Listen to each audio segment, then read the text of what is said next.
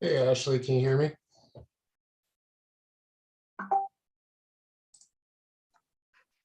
Yes, I can hear you. Okay, meetings open. We are on YouTube, but I'm not recording. Hey, Ashley, can you hear me?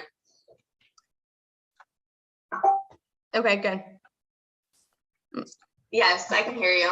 Okay, meetings open. We are on YouTube, but I'm not recording. Hey, Ashley, can you hear me?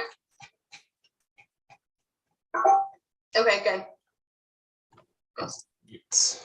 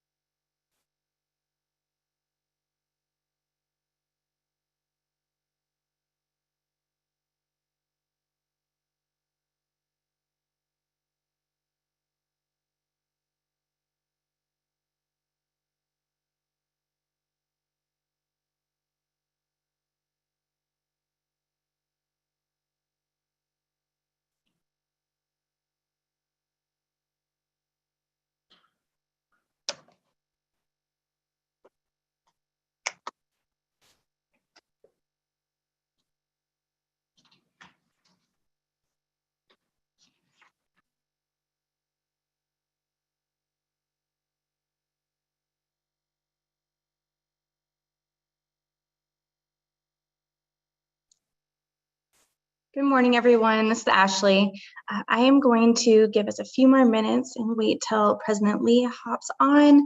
But as of right now, I have Vice President Close, Superintendent Hoffman, Ms. Barr, Dr. Crockett, Ms. Monteith, Mr. Ruiz, and Mr. Stratton. Is there anyone else that I missed? Any other board members?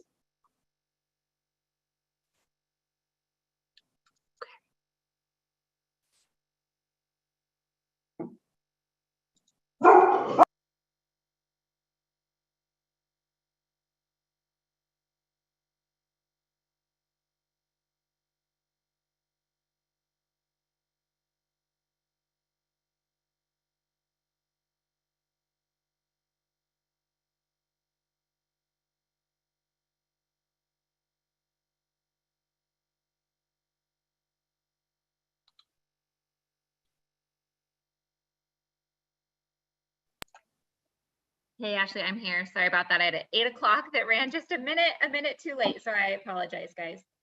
No problem at all. And President Lee, with that, you do have a quorum. Perfect. Okay.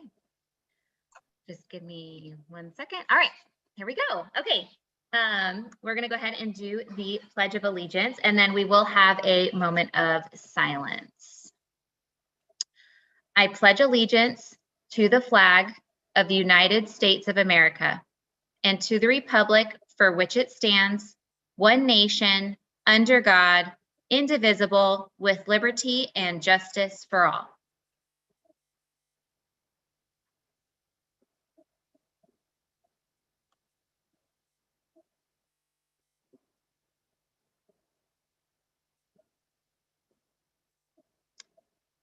All right. Thank you. And with that, I'm just pulling up the agenda right now. I just wanted to get started right away. So I'm so sorry. We're going to go ahead and do Aaron with the roll call, please. Absolutely. President Lee, Here. Vice President Close, Here. Superintendent Hoffman, Here. Dr. Tremonti, Ms. Barr, Here. Dr. Crockett, Here. Ms. Foster, Ms. Monteith, Here. Mr. Ruiz, Here. Stratton, Here. Mr. Swanson. President Lee, you have a quorum. Awesome. Okay, thank you. And just a few. Christina Foster's here. Sorry, I was trying to unmute. No Oh, thank problem. you. President Lee, Wasn't on. Jim Swanson is here. Yay. All right, Aaron, did you get that? Yes, I did. Thank you so much. Okay, perfect. And we're matching, Jim. Way to go. Okay, so, all right. So some housekeeping rules regarding virtual meetings. Board members, please stay muted. And after each agenda item, will allow for an open discussion and dialogue first. And then Ashley may go through roll call to see if any member has an additional comment or question if needed. To ensure each board member is heard, please state your name before you speak. And board members, it is really hard for me to see you on Zoom. So if you are wanting to speak, feel free, unmute yourself and just say, hey, and you can absolutely do that. Don't feel like you're interrupting. It's the best way to do it when it's via Zoom. So I know we have some new board members, so I just wanted to make sure you guys knew that was A-okay. Charters on the agenda, they will stay muted until the item is considered. We'll ask if the charter is available, and if so, the charter can unmute themselves at that time, and the general public is viewing the meeting via a live stream. All right, with that, we have the Superintendent Hoffman's report. Thank you, President Lee. Good morning. Also, good morning, Vice President Close and board members. Before beginning, I'd like to take a moment to acknowledge respectfully the geographical landscape of Maricopa County sits on the ancestral homelands of those indigenous nations that have inhabited this land for centuries, including the Pima, Lehigh, and Lavine peoples. You can go on to the next slide. So last month in our charter board meeting, I shared that we were finalizing our list of organizations that would be receiving funding through the department or ADE's American Rescue Plan Discretionary Funding. I am proud to report that we are awarding over $120 million to over 3 dozen community-based organizations and schools with innovative programs or projects. We will be announcing the awardees through the month of May, and last week we announced the first 8 organizations that will receive funds to support students through the fall of 2024.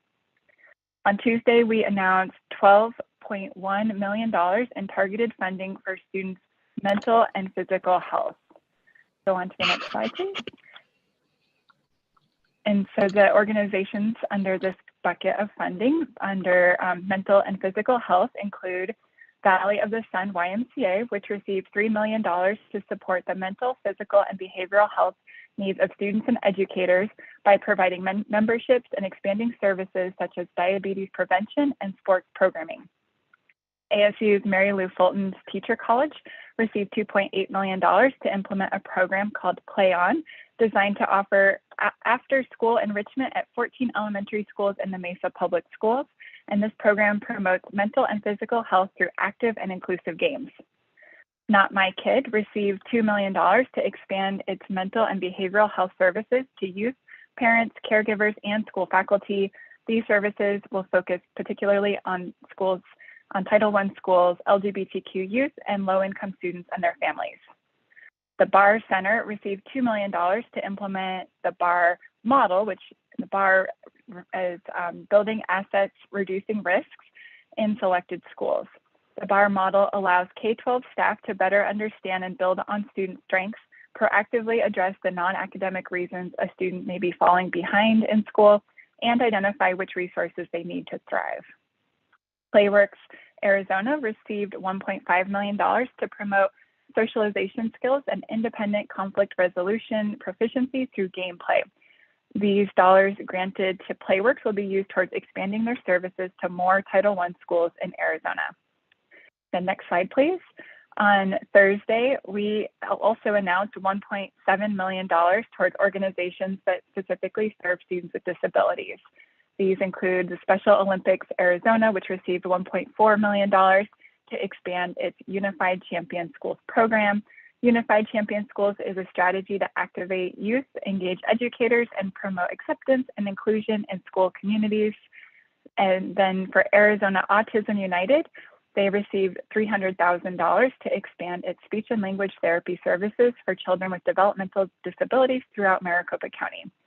Throughout May, go on to the next slide, we will continue to make more announcements over these allocations on other areas of focus, including STEM instruction, arts education, literacy, and more. As I said in the beginning, we are making announcements of over $120 million in total out of the American Rescue Plan funds. And so you can follow along on our social media, or we're putting out press releases for each of these bucketed categories from the department. And here's the website if you want to check back there as well for each of these announcements and descriptions of each of the community partners that will be receiving funds that are awarded through this grant program from the department. And that concludes my report for today. Awesome. Thank you so much, Superintendent Hoffman. Board members, any questions? Okay. Then if not, we have the Executive Director's report. Ashley, you're up. Good morning, President Lee, Superintendent Hoffman, Vice President Close, and board members.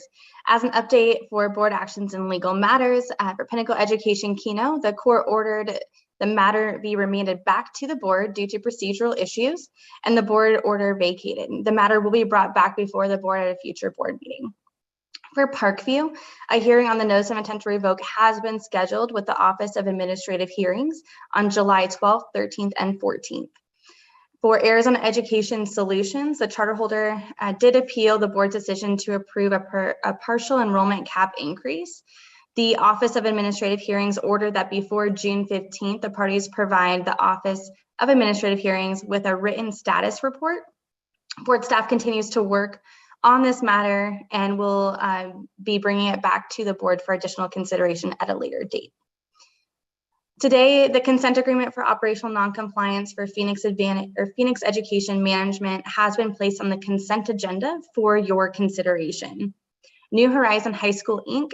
has decided to surrender its charter and to close its school at the end of this fiscal year. Therefore, the board will not be considering their consent agreement at this time. And that is actually all of the outstanding consent agreements that we have. We do not anticipate, as of right now, bringing any additional consent agreements to you for consideration. There are no outstanding consent agreements at this time.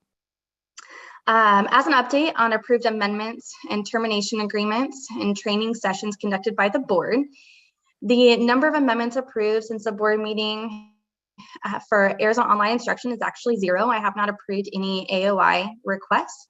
I have approved 54 amendment requests. Those amendment requests include change of mission, program of instruction, change of name, change of charter representatives, board members, and more technical changes to the contract. As for surrender agreements, President Lee has signed some surrender agreements. These are agreements that really were beyond operational compliance or any other compliance by the board. These are actually voluntary decisions by charters. That was Open Doors Community School, Peak Charter School, All Aboard Charter School, AZ Tech High School, and then New Horizon, as I had mentioned, they have also surrendered. And they will be closing down at the end of this school year.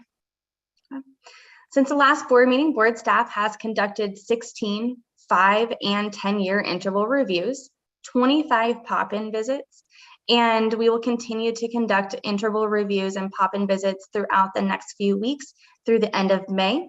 And most schools will be visited this year with pop-in visits. Our hope is to get to as many schools as possible with those pop-in visits, just to make sure that we have a really good pulse on what's going on with our schools and have the opportunity to really see all the great work that they're doing.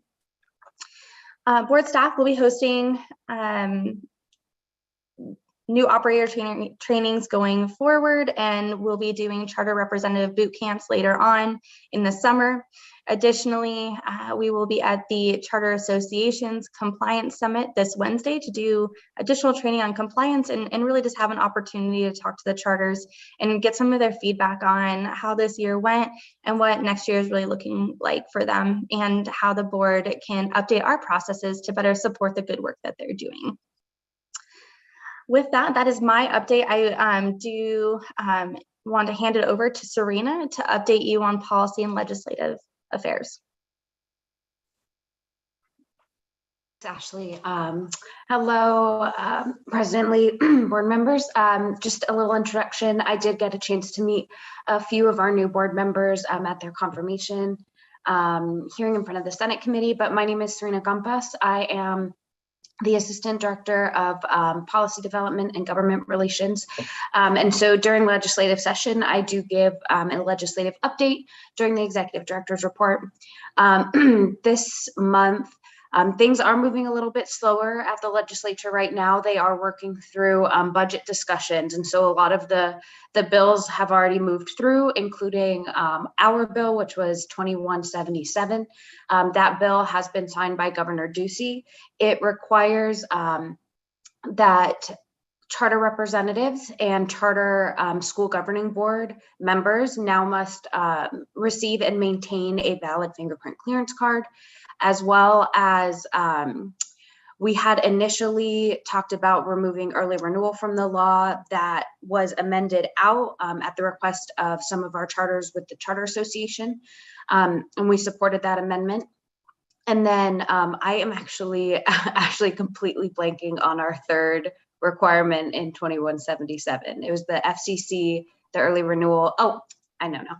The 60-day cure notice. So this one's a little bit more complicated. Right now in the law, our charters are required to have 60 days after a notice of intent to revoke was issued to correct any outstanding issues. It was kind of an ineffective law, as once a notice of intent to revoke is issued, any outstanding compliance issues, if they're fixed or not, doesn't change the status of the notice of intent to revoke. So instead, we changed that language to codify our practice of giving charters at least 30 days to come into compliance with any issues prior to a notice of intent to revoke being issued by the board. So again, that bill has been signed. So that's a great thing for our board and the changes that we were looking for. Additionally, at the end of every legislative session over the last couple of years, our board puts out what's called a compliance statement of assurance. This is a list of all of the compliance compliance requirements for our charters, so that they have everything kind of in one spot and they know what they need to be in compliance with, as well as serves as a little bit of a compliance check for us for all of our charters, some of which, if we can't visit during the year, we still have assurance that they are in compliance with the law. And so we update it at the end of every legislative session with new requirements. So far this year, there are going to be a few, one of which is the fingerprint clearance card requirement from our bill. Also things like there is now a bill that was that moved through the legislature requiring that charter schools and district schools set aside a moment of silence, about a minute to 2 minutes before the school day every morning. So that'll be in there among a few other changes. And we'll get that out as soon as legislative session concludes. And then I am available for any other questions. Board members, are there any questions? Okay. Thank you. And now I'm gonna hand it over to Andrea to do an audit update. Good morning, everyone. Except for one charter holder, which the board is currently withholding funds from, the board has received all fiscal year 21 audit submissions due so far. Staff has reviewed these submissions and determined each charter holder's 2021 financial performance. Since the February report to the board, excuse me, 1 second here. Since the February report to the board, staff has identified 3 more charter holders that have been placed on financial probation after receiving 2 consecutive intervention ratings. One of the 3 charters is currently contesting the on probation determination. Another is closing its school at the end of this school year and surrendering its contract. And the third has been placed on probation due solely to the ongoing revocation process associated with the charter's failure to meet the board's operational performance expectations. At the August meeting, staff anticipates providing the final report, which is required by the board's administrative rules, on the probation risk level assigned to the remaining on probation charters.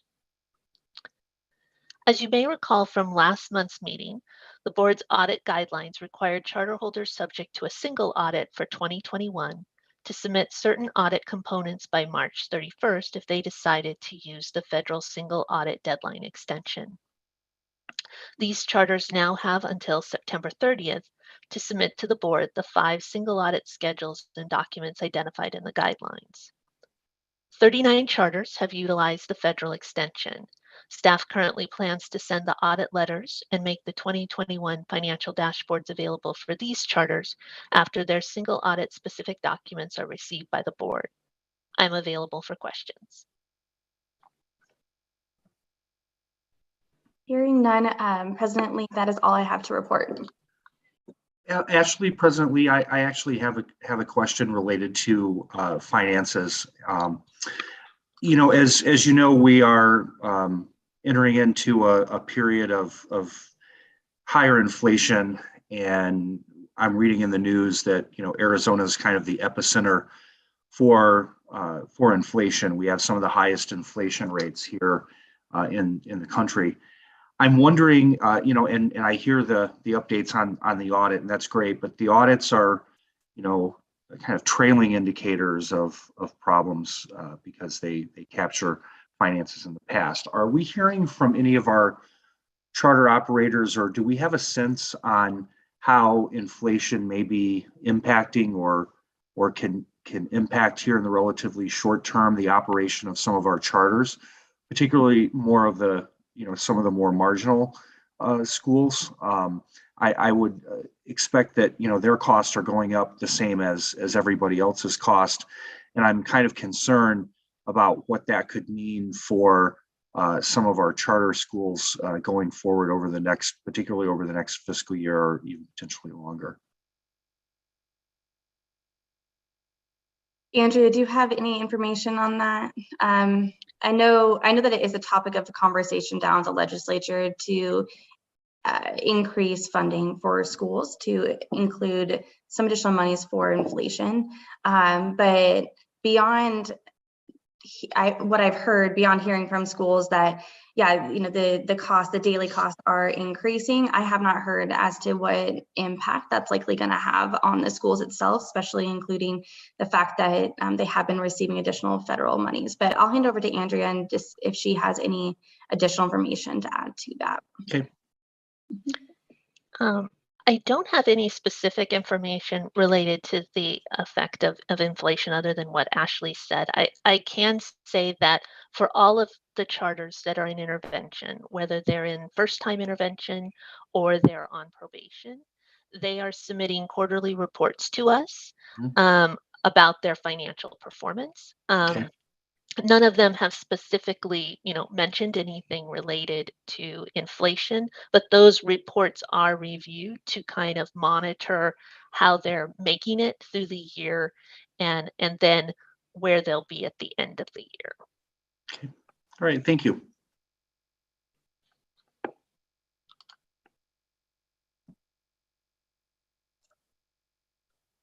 Okay.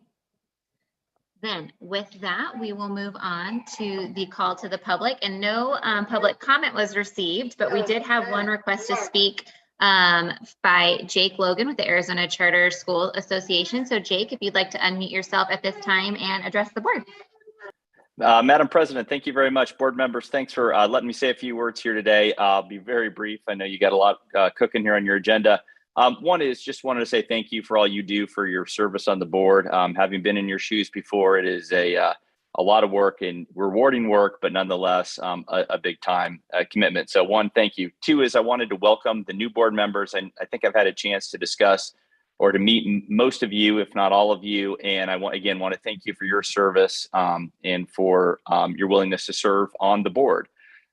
Number three is I just want to reiterate, because there are so many new board members, please don't hesitate to reach out. And I know the existing board members know this as well as staff, but please don't hesitate to reach out to us if we can be a resource to you all. You all are great about taking stakeholder input.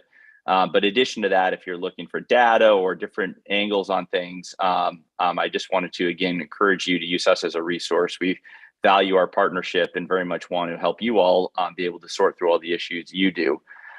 Last thing I'll just say is this is I guess one other thing is, as Ashley noted in her executive director report, we do have our compliance day this Wednesday. And I wanted to say, this is like a thank you thing, but I wanted to say thank you to Ashley and Rachel and the team on the staff for participating in that. It's a good chance to get together and kind of reset on how are we doing on compliance from the boards and your obviously end, but what's happening at the State Board of Education and ADE and kind of across the spectrum. I want to thank Superintendent Hoffman for as well. Part of her team is coming out. The State Board of Education is coming out. So it should be a good opportunity for those that are interested to make sure they're tracking from a compliance standpoint and all the twists and turns that we all experience as a result of COVID and everything else. Last thing I'll just say is this is kind of a cool week. It is National Charter School Week. So kind of a neat chance to reflect and be grateful for all our schools do, for our students and for our state. We'll be doing a bunch of stuff on social media. I expect the governor and the legislature are going to do proclamations and all that kind of stuff. But just wanted to note that for those watching on YouTube, as well as you all, that it is a cool week to kind of reflect on what our teachers and our schools have been able to do for Arizona students. And last thing I'll just say, I wasn't going to say anything, but Member Stratton brought it up, which is we are very concerned about inflation and how that's going to affect not only charter schools, but the districts as well. Right now, the executive's budget only pins inflation at 2%, and we all know that that's not reality and what's happening out there. So as Ashley noted very well, we are working with lawmakers as they reconcile the budget differences to make sure that they are aware that that probably would not cover inflation right now, and to keep that in mind as they look at the K-12 budget and how they're going to eventually appropriate dollars there. Madam President, thanks again. That's all I have today. Appreciate the time and have a great meeting. Awesome, Jake. Thank you so much for being here. We just appreciate all, everything that you guys do. So, all right, with that, I'm really excited. We have the Alternative Education Consortium presentation. And if you guys want to go ahead, unmute yourselves at this time, state your name and present. Hi, I'm I'm Wayne Tucker. Well, thank you. First of all, Madam President Lee, thank you very much. Superintendent Hoffman, nice to see you again. Members of the board, new and continuing members, it's good to see you here. I'm Wayne Tucker. I'm the superintendent of PepTech High Schools, and I am the president of the Alternative Education Consortium. So the consortium, as many of you know already, is an association of alternative schools. We're both charter and district schools. However, since most of the alternative schools in the state tend to be charters, we are largely a charter organization. And our mission is to advocate, educate, and collaborate on matters important to the effective operation of charter schools. And sort of pursuant to that educational component of that, we've been very, very glad to have the opportunity to come before this board on several occasions and talk about some of the exemplary practices that we are supporting in our schools. And these are exemplary practices that have been identified and collated by the National Alternative Education Association. So today, we're actually here talking about exemplary practice 12, which is school social work. And to do that, I have Miss Gabrielle Quinteros, who is our MSW, working in our school in Somerton, Arizona, our PepTech High School in Somerton, Arizona, which is the Jose Yepes Learning Center. I'm really actually pleased to have Gabrielle here because she actually is a PepTech graduate who came to PepTech for a lot of the same reasons that other kids come to alternative schools, and graduated, moved on, went to Arizona Western College up to NAU, and actually earned her master's of social work, and has now returned to us to work in a capacity to help kids like her move on and to complete and follow their own dreams. So I'm going to go ahead and hand it over to Ms. Quinteros. Good morning, everyone. As Mr. Wayne mentioned, my name is Gabrielle Quinteros. Thank you, board members, president, as well as Superintendent Hoffman for allowing me to speak this morning. So as Mr. Wayne mentioned, I am previously a student from PepTech High School. I came to PepTech because the regular learning environment of a high school was just not meant for me. I unfortunately would have been one of the students who fell through the cracks of, a regular public high school. So a little bit about my position here at PepTech. I serve in multiple capacities here. I serve as an advocate. We can go ahead and go on to the next screen, please. Thank you so much.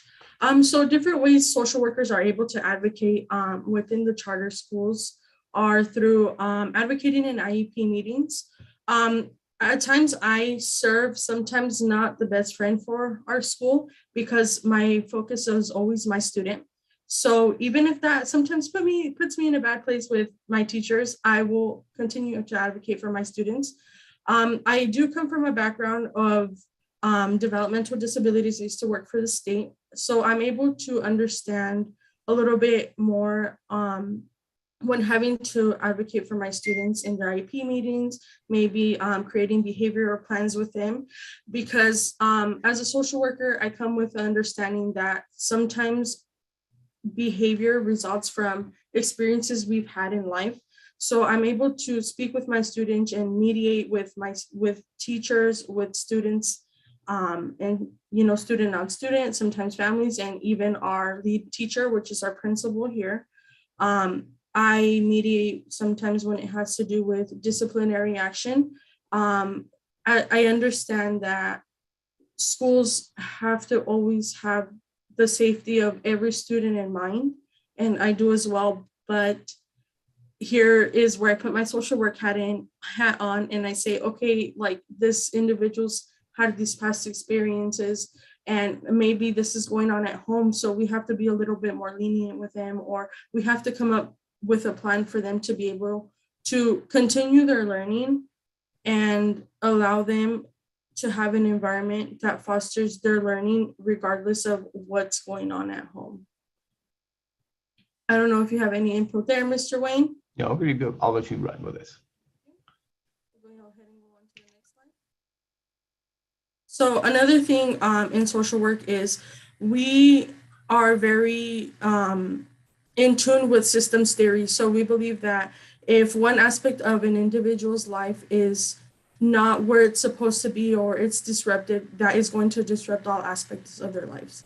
So when we talk about bridging the gap, we talk about resources at home, such as maybe needing nutritional assistance, maybe going home and not having anything to eat for the night. So it's something that I've created a bond with my students for them to understand that I'm here to be able to connect them to the things that they need.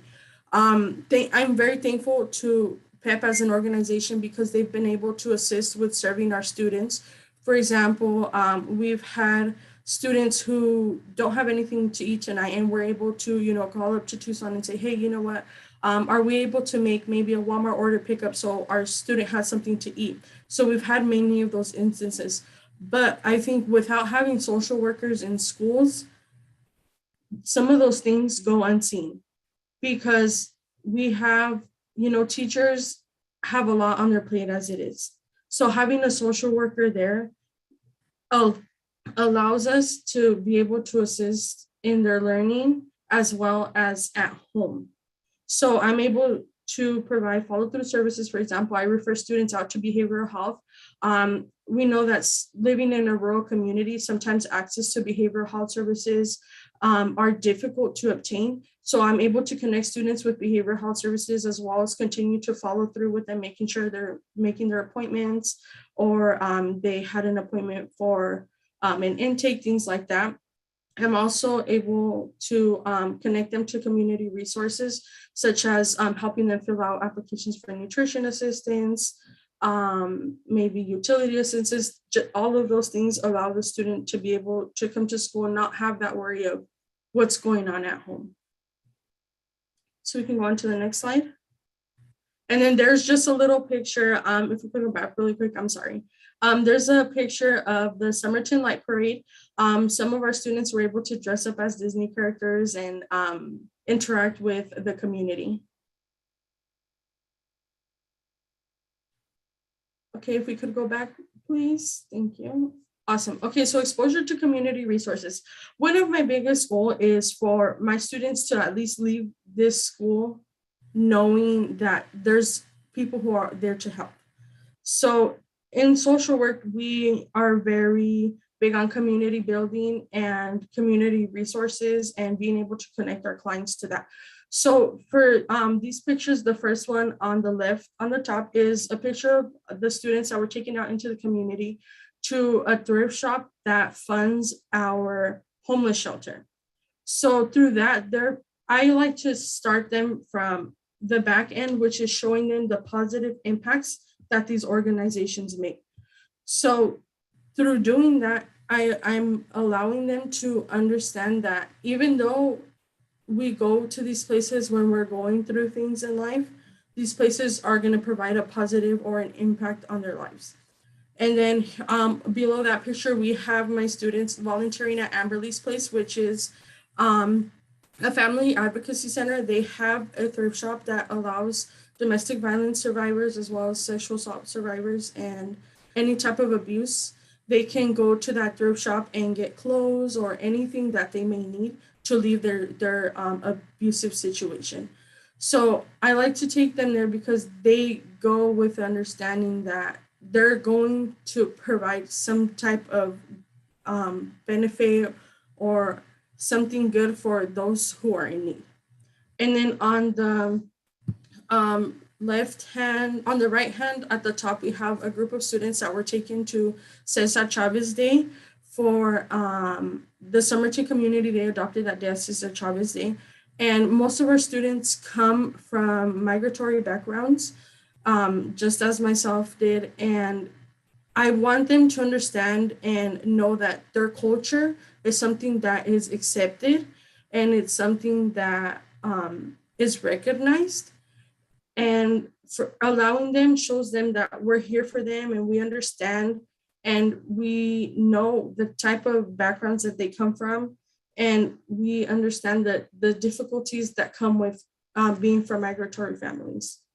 And then here at the bottom, the very last picture is we are at the Crossroads Mission, which is our homeless shelter. The students were able to interact with those who attended that day. That was their Thanksgiving meal.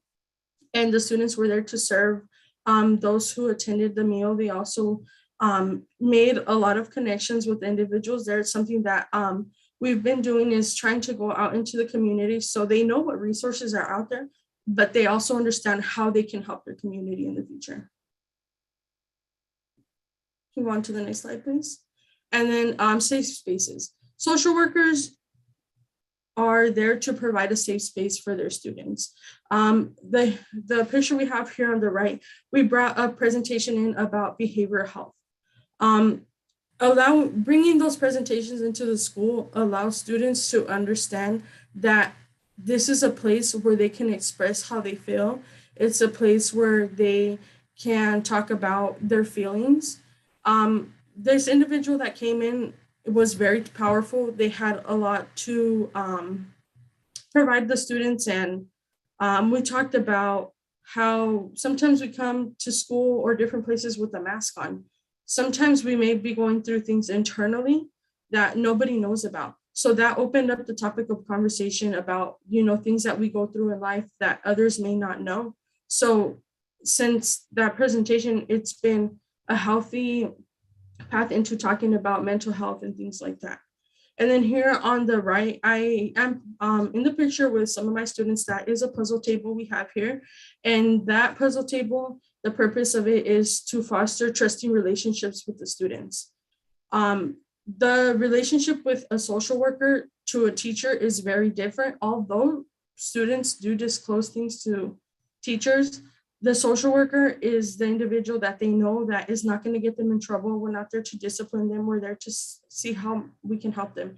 And through that table and playing games and all that with students, I've been able to provide a safe space, for them. And I've had multiple students tell me that school's their safe space. School's somewhere that they know that they can come and get what they need. And some of our students come from backgrounds who maybe don't have parental figures, or maybe students or children who have become parents for their siblings. So being able to provide somewhere and reinforce their feelings and tell them it's okay to be going through these things has been has made a positive impact on my students. We can go ahead and go on to the next slide. And then ensuring safety for our students. So that is based on mandated reporters. So what we've been able, since I started here as a social worker, mandated reporting is something that's part of our code of ethics. And I will, that's something that I've led on to our teachers, is something that we really need to focus on and, let our students know. That's something that I always tell my students when they come into my office is, hey, you know what, this is your safe space, but just know that these are the things that need to be reported. And we do this because of your safety. And through that, we've been able to bring agencies into the school to give trainings on mandated reporting, how to identify neglect, abuse, and things like that. On to the next slide, please. And then, so crisis response. As a social worker, we come into environments with what is the thing my client needs here in this moment. So for example, early this year, we had a student come in. This student was an individual who had some behaviors that weren't always normal, or the behaviors that, how can I explain it? Some behaviors that weren't typical of this student. And he had a very rough day, and we decided that calling crisis would be the best. I decided that it would be the best point of action. So we were able to keep the student in school while we waited for crisis to respond. The student was, gone for a little while, but he came back. You see the student now sitting in his chair, working, being able to do things that he couldn't before. And without being able to identify whether we needed to call crisis or law enforcement, I feel like if we would have went the other way, maybe things wouldn't have he wouldn't have came back to school and been able to function at the capacity that he is used to functioning. And then I'm able to de-escalate situations between students. Also, sometimes we go into the classrooms and de-escalate the situation with students. And the most important part of crisis response here in the school is making sure that everybody is safe. And as a social worker, I'm able to identify whether, okay, is this student really a danger? How do we feel like this student is going to impact the other individual students? And we're able to come up with a game plan on how we can serve this student the best. Go on to the next slide, please. Awesome. If anybody has any questions or comments, I also do just want to talk a little bit about my story as a student coming from a charter school. One of the biggest things I learned here in a charter school was resilience. I came to an environment where I had students who would be classified, I guess you could say, as at risk student, but I didn't really fit that classification. I had, two present parents. My parents were financially stable, but I was going through an internal struggle, with myself as a teenager. And it's something that's very common at that age. And I came here and I had people who were always on my side, regardless of the behavior that I had. They were always, come on, I know you can do it, always there pushing me. And it's something that I continue to teach my students is to be resilient. And because I was taught that here at a very young age, I was able to go on to get my associate's degree through Arizona Western College. I went on to Northern Arizona University and received a bachelor's degree. And through my college years, I went through a very difficult time in my life. I lost both of my parents to COVID my last semester of my master's degree. And something that I always reflect back on is that resilience that I learned. And if it weren't for that resilience I learned here, I probably wouldn't be where I am today. And I just wanted to say thank you to everyone for allowing me to be here and to advocate for charter schools, because if it weren't for a charter school, I wouldn't be where I am today. Open to any questions and comments. Thank you. Well, I just have a comment. I just wanted to say, thank you for, just being a charter school student, but then coming back, right? And just dedicating, your time as an adult now to our students, because obviously, as you saw, the impact that it makes truly is forever. It's not just one and done. And so I just so appreciate all the social workers that have been able to come on campuses through the grant money and just some that were supported otherwise. But I know that we've just seen, at least at my schools and from your school, it definitely sounds like it, just a major impact in the hard work that you do and the necessity of your job, because you're so right. You need something that's not quite a teacher, not quite a principal, and you fit that space. And it sounds like you're really creating a community on campus. And so just thank you. It's hard, thankless work sometimes, but know that sometimes you don't see the fruit of your labor till years later and students come back. But thank you just for being here and for sharing that with us and just everything that you're doing. Board members, were there any questions? No questions, Chair Lee, but I would just echo your comments and thank you for all that you do for our students. It's why we're all here. So thank you very much. Okay. President Lee, I'd like to jump in with similar thoughts. Ms. Quinteros, it's just so heartwarming to hear your story and how you serve your students. My heart also goes out to you for the loss of your parents and the difficult times that you've endured. And so we're just so thankful that to have people like you serving our students, serving their families and communities. And, just everything you were saying, I was getting goosebumps with I love how you were engaging the students in the community and building up their confidence, their leadership skills, and so that they will be the next generation of social workers. So thank you so much for being such a tremendous model of what that work looks like in our schools. Thank you, Superintendent. President Lee, I'd like to say something too. I'd just like to say I appreciate the presentation, and I really impressed with your story of resilience. I think it's something that really needs to be. I'm pleased that that's kind of your mindset, and that you're modeling that and presenting that to all these children that may be in difficult situations, because that is truly the thing that's going to get them through life. So congratulations. I'm sorry for the loss of your parents, but I'm thank you for your presentation and what you're doing.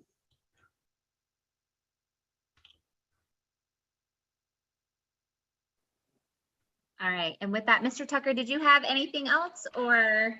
No, I just wanted, well, obviously we're very proud of Gabrielle. She's a real gem, and she's why we do what we do. And but I did want to just thank the board. Thank you, Madam President, and all of you for giving us the opportunity to come talk to you. And we look forward to speaking to each of you individually again as part of that advocacy portion of our mandate. And I also thank you to the staff, Serena, Ashley, for making this possible. Absolutely. All right. Thank you so much, Mr. Tucker.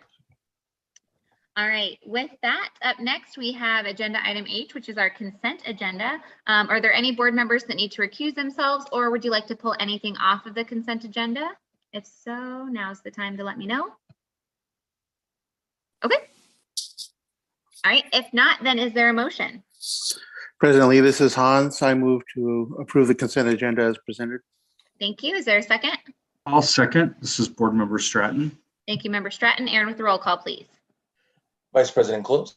Aye. Superintendent Hoffman. Aye. Ms. Barr. Aye. Dr. Crockett. Aye. Ms. Foster. Aye. Ms. Monteith. Aye. Mr. Ruiz. Aye. Mr. Stratton. Aye. Mr. Swanson. Mr. Swanson. President Lee. Oh, thank you. Aye. Motion passes unanimously. Awesome. Thank you. Okay. Up next, we have our charter renewals, which is exciting. And sorry, let me get to the right screen. Okay. And first charter up is Blue Adobe project presented by Mary. President Lee, Superintendent Hoffman, Vice President Close, good morning. Blue Adobe project submitted a charter renewal application package on February 18th, 2022 to continue operation of Sky Islands with a current enrollment cap of 200. The school serves grades 9 through 12 in Tucson. As part of the renewal process, staff conducted a virtual academic systems review with Sky Islands on February 8th, 2022, and a pop-in visit on March 8th, 2022. During the academic systems review, specific areas of the charter contract are reviewed to ensure a charter holder is in compliance. As a result of the review, the charter holder was required to submit fingerprint information for a non-instructional employee, updated compliant enrollment documentation, facility documentation, and to update its website for compliance with teacher salary posting requirements. These issues are now in compliance. The charter holder currently meets the board's academic, operational, and financial performance expectations. I am available for any questions you may have. Board members, any questions for Mary? Okay. If not, then is there a charter representative from Blue Adobe project? If so, you can go ahead and unmute yourself at this time, state your name for the record, and any statement you would like to make. Yes, good morning. Can you hear me? We can. Okay, thank you. Good morning to each of you, and thank you all for your time this morning. I'd like to especially thank Ashley Berg for her generous support and patience as we hunted for the C of O for the district school that we occupy.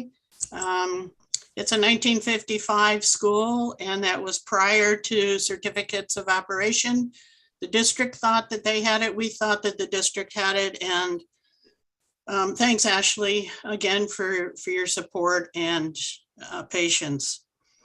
I'd also like to thank Mary Kawanta for her responsiveness and her overall understanding the last couple of years that we've been working with you. Thanks, Mary. It's been quite a ride, hasn't it? My name is Dr. Sherry Poppin.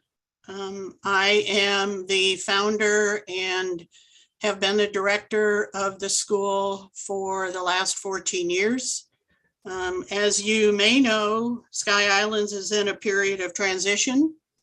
And as I step back from the leadership role that I occupied for 14 years, Ron Hennings has ably stepped in behind me. Ron is with us this morning and he will address your questions about how Sky Islands goes forward.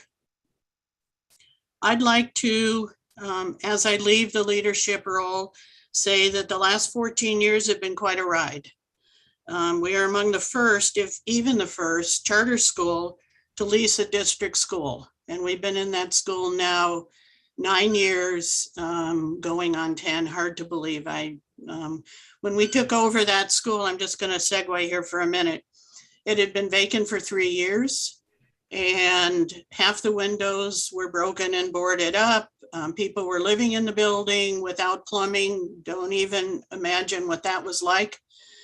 And we had a lot of cleaning up to do. We had a lot of restoration to do. But we're happily on that site now. It does require, it's 44,000 square feet on 12 acres. We are totally responsible for all the maintenance. So sometimes I would wear that hat as well, plumbing, air conditioning, all sorts of things going on. So being a director of a charter school requires us to wear many hats, as you all know. Significantly, we've been newly accredited by the Western Association of Schools and Colleges. We are up for our first year review this spring. We did that during COVID, which was complicated enough. And then you add accreditation on top of that. So, but proudly, we are accredited, and that's quite a feather that I leave behind. The program at Sky Islands, you may know, is uniquely designed to have an ecological environmental focus. We currently have chickens on campus. We have had for several years. We have a farm to table program where students take part in an outdoor agricultural, urban horticultural class. And whatever they harvest, they grow and harvest, goes into the kitchen.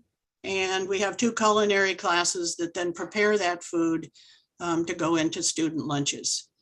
So it's part of our commitment to a more ecological understanding among our kids, and also to giving them skills to learn how to grow things for themselves and cook. The other piece that we are uniquely designed, and this was what I built into the charter, hard to believe 14 years ago, is designed to be integrated across the content areas. And so it does make it difficult because of the integrative interdisciplinary program that we're trying to follow to match us up and align with state standards, which are disciplinary. So the interdisciplinary means that we have to look for state standards, perhaps, in different disciplinary areas that the state provides. I think that I'm confident that we are doing that, but it's sometimes hard to demonstrate. So Ron will probably talk more about that because I'm about to hand it off to him.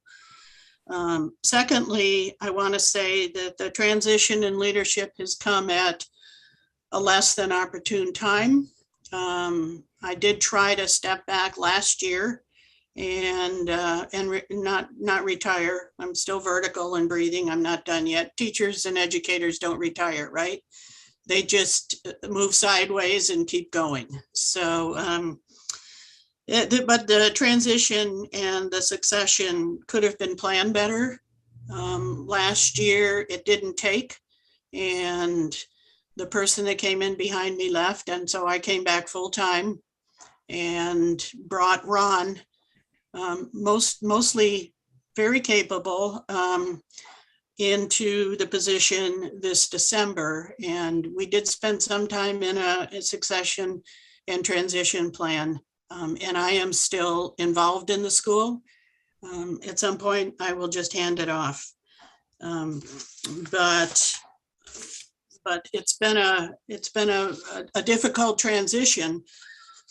As you may already know, there aren't a lot of school leaders just waiting out there, waiting to be asked to take over a school these days.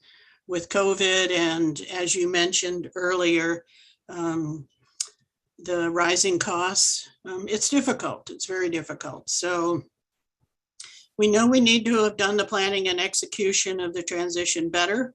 There has been some cross-training in place this year among staff. And so we feel confident about that. Strategies for succession are being developed in all the positions, and Ron will talk about that. I'm just going to leave you with, it's been my honor and privilege to design and lead Sky Islands, but it's now time to hand this off to Ron Hennings, is the new head of school, and to Karen Flores, who is the extraordinarily capable administrative assistant who's with him this morning. So I'd like to thank you again and pass the baton to Ron. Are you ready, Ron? I am, Dr. Poppin. Thank you so much. And it's been my honor to be able to act as director and head of school for Sky Islands High School since January of this year. I was retired for 10 years from K-12 education. This is teaching at Prescott College and other universities. But now I'm back, and somebody actually said one time, he's back, but I hope that was a greeting. And before I begin, I want to thank President Lee for having us today, and Mrs. Berg, who's work as executive director and helping us along meet these standards. And of course, Mary and Ben, who do the legwork out in the field. We are an unusual school in every sense. We're Midtown Tucson on 12 acres in a beautiful, formerly elementary campus.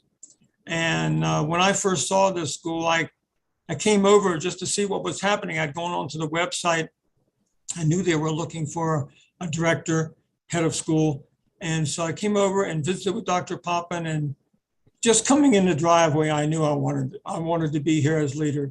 It's just a unique place in education. We have right now 90 students. That's up from 70, which we started the year with. We picked up 20 students. 25% of our students are special education or 504 students. So, but we're graduating well into the 90% each year. Feel real good about that. Across a vigorous and robust curriculum, a very demanding curriculum. Our teaching staff is one of the strongest teaching staffs I've ever worked with. They're amazing people, amazing world experiences, academic experiences. They could teach at any college anywhere. So what we need to work on, now that we've got our facility all in order, what we need to work on is better documentation of everything that's happening. We do require, of course, lesson plans, and they are elegant, the ones that are submitted, and we monitor those all year for fidelity and compliance to academic standards. And of course, we administer the state academic testing, the merit testing, and as well as ACT. So we are absolutely certain, based upon teacher formative assessments through the courses and summative assessments at the end of their courses, that our students are learning what they need to learn and in compliance with academic expectations of Arizona.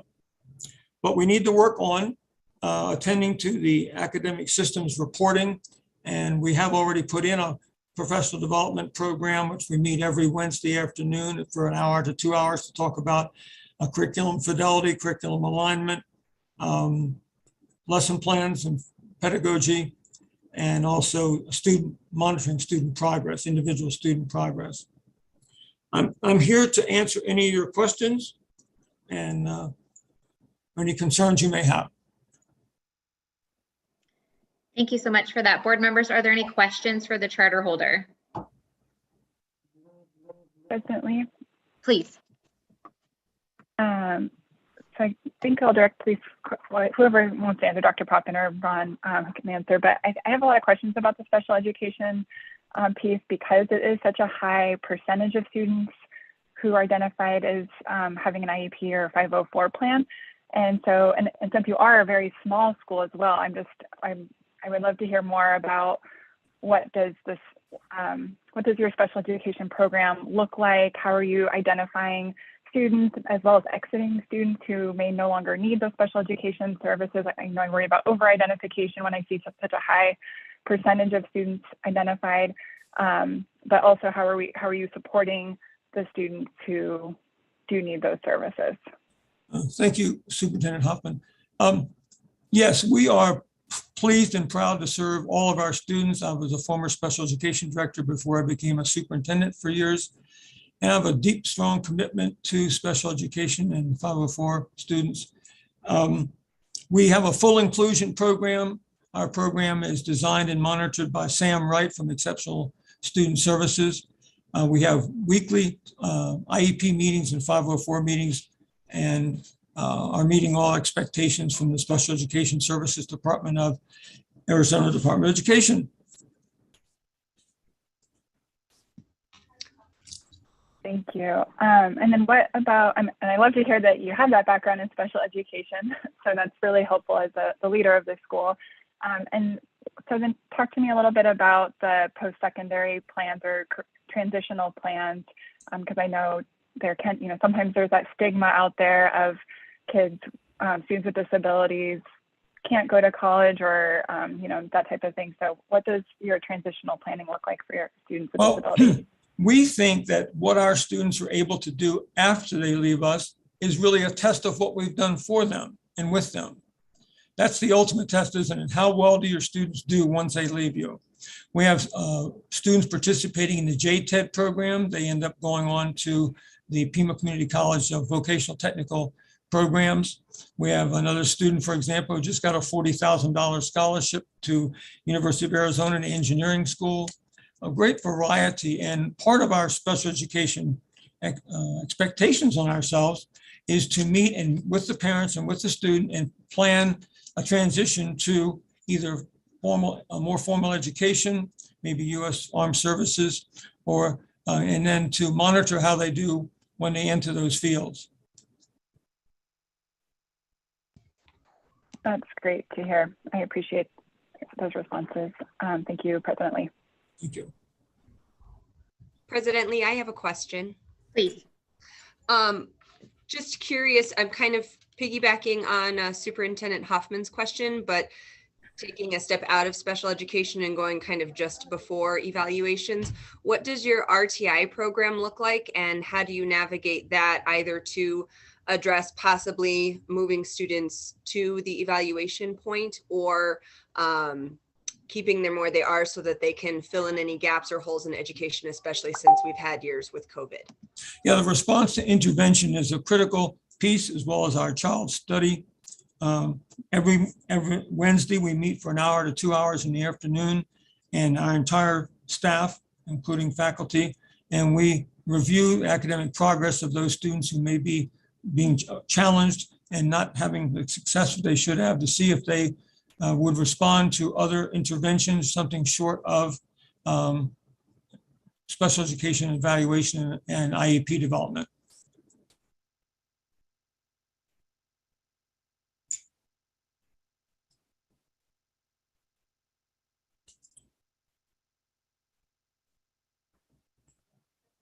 Okay. Board members, any other questions?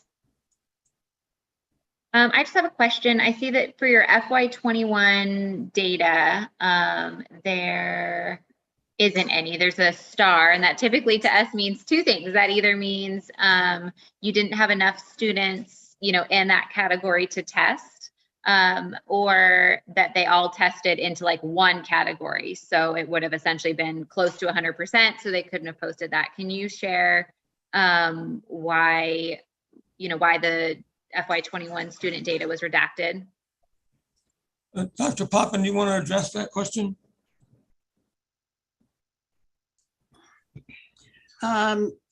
President Lee, I guess I'm not exactly sure what you might be referring to. I may have to pass this off to Karen Flores. She's the one that does the data entry. Are you, can you just clarify it for a minute? Yeah, and let me see, Mary might know as well. So what happens is typically we can see the last, your FY18, your FY19, and then your FY21 passing rate. Like I'm gonna call it AZ merit, but I know the AASA, passing rate. And so it is just fully redacted in FY21. And so we can't see, what that is. Mary, do you happen to know why their data is redacted? I do not. I requested their school site report, and it was all redacted as well, but I do not know why it was redacted for sure. Okay. We're hearing from our administrative assistant, and maybe because our numbers tested were less than 10. It was, that would be a reason. So were they less, you didn't test, you tested less than 10 students, you think? Correct. Okay, and that was because FY21, man, it's all a blur now. Might have been a COVID year. Okay, all right. And can you talk to me? So you guys talked a little bit about addressing those learning gaps, but what are you doing now? Because I heard something about standard alignment, those types of things to kind of boost those scores that will show up. Because I'm assuming just based off of the increase in your ADM that you'll have, you'll have scores for this year. Yes, the learning gap that did develop, and everyone has to acknowledge that. Yeah. It's being addressed by our small class size. Our staff in general works for compensation below state standard, but we do that in order by decision in order that we can maintain these very small classes. Also, we have students who come in before school and students who stay after school for tutoring who are trying to close that learning gap. And do you have any like supplemental programs or anything like that that can give data to teachers like in real time? Like how are you addressing kind of or equipping teachers to know, where their students are at?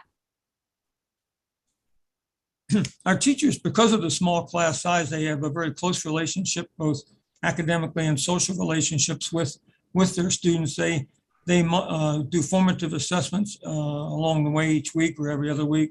And then, of course, they have their project assessments and then their final formative assessments at the end of each course. So we have a pretty good notion of where every child is when we need that information. Okay.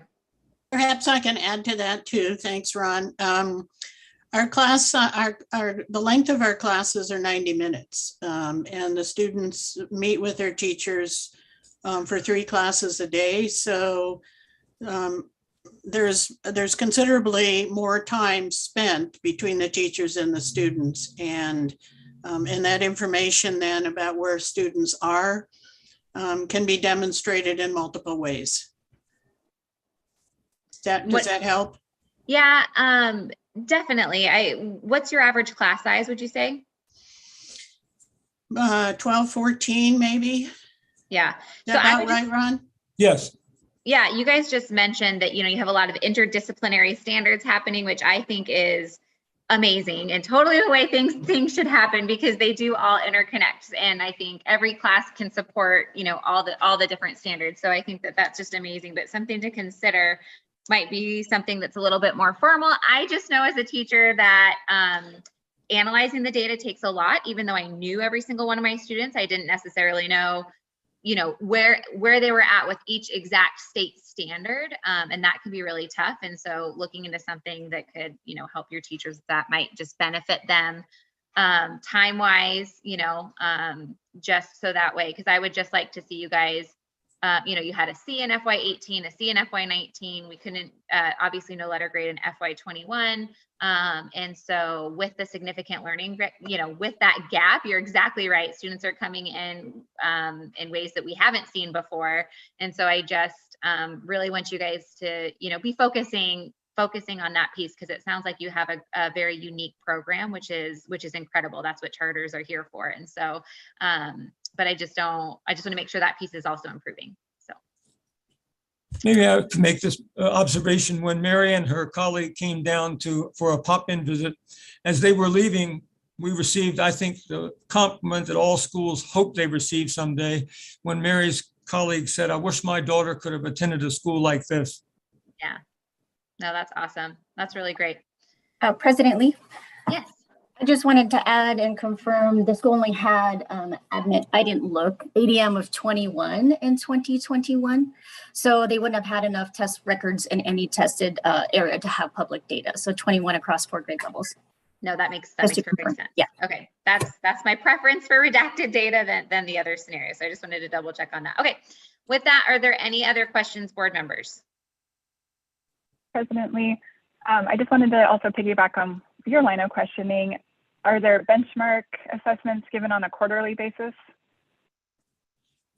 We don't use any commercial benchmark assessments. All of our formative assessments are generated by the teachers themselves. And so how often are those assessments given? Oftentimes once a week. A lot of the work is project work, so that it accumulates over 2 or 3 weeks, and then the projects are evaluated. Okay, thank you. I think that's kind of what President Lee was getting at as well.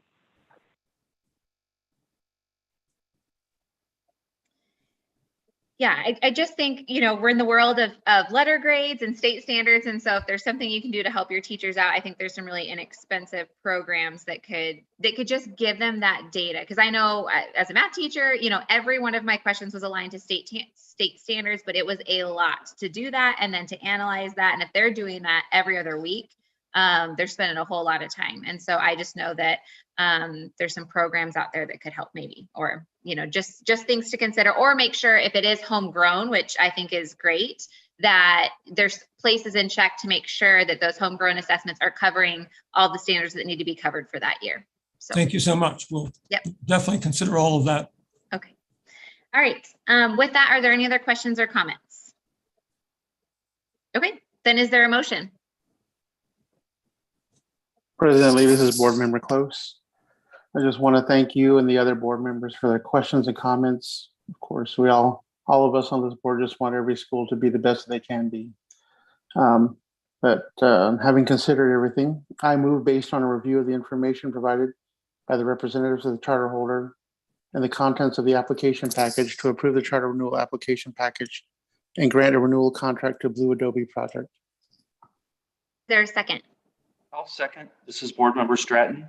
Thank you, Member Stratton. With that, Aaron, with the roll call, please. Vice President Close, Aye. Superintendent Hoffman, Aye. Ms. Barr, Aye. Dr. Crockett, Aye. Ms. Foster, Aye. Ms. Monteith, Aye. Mr. Ruiz, Aye. Mr. Stratton, Aye. Mr. Swanson, Mr. Swanson, Aye. President Lee, Aye. motion passes unanimously. Thank you so much. Thanks for being here, guys. Thank you. All right. Up next, we have Daisy Education Corporation, DBA Paragon Science Academy, and Sandy is going to start us off. Good morning, President Lee, Vice President Close, and Superintendent Hoffman. Daisy Education Corporation, doing business as Paragon Science Academy, submitted a charter renewal application package on December 11th, 2021 to continue operation of Paragon Science Academy with a current enrollment cap of 1,300. The school serves grades K through 12 in Chandler.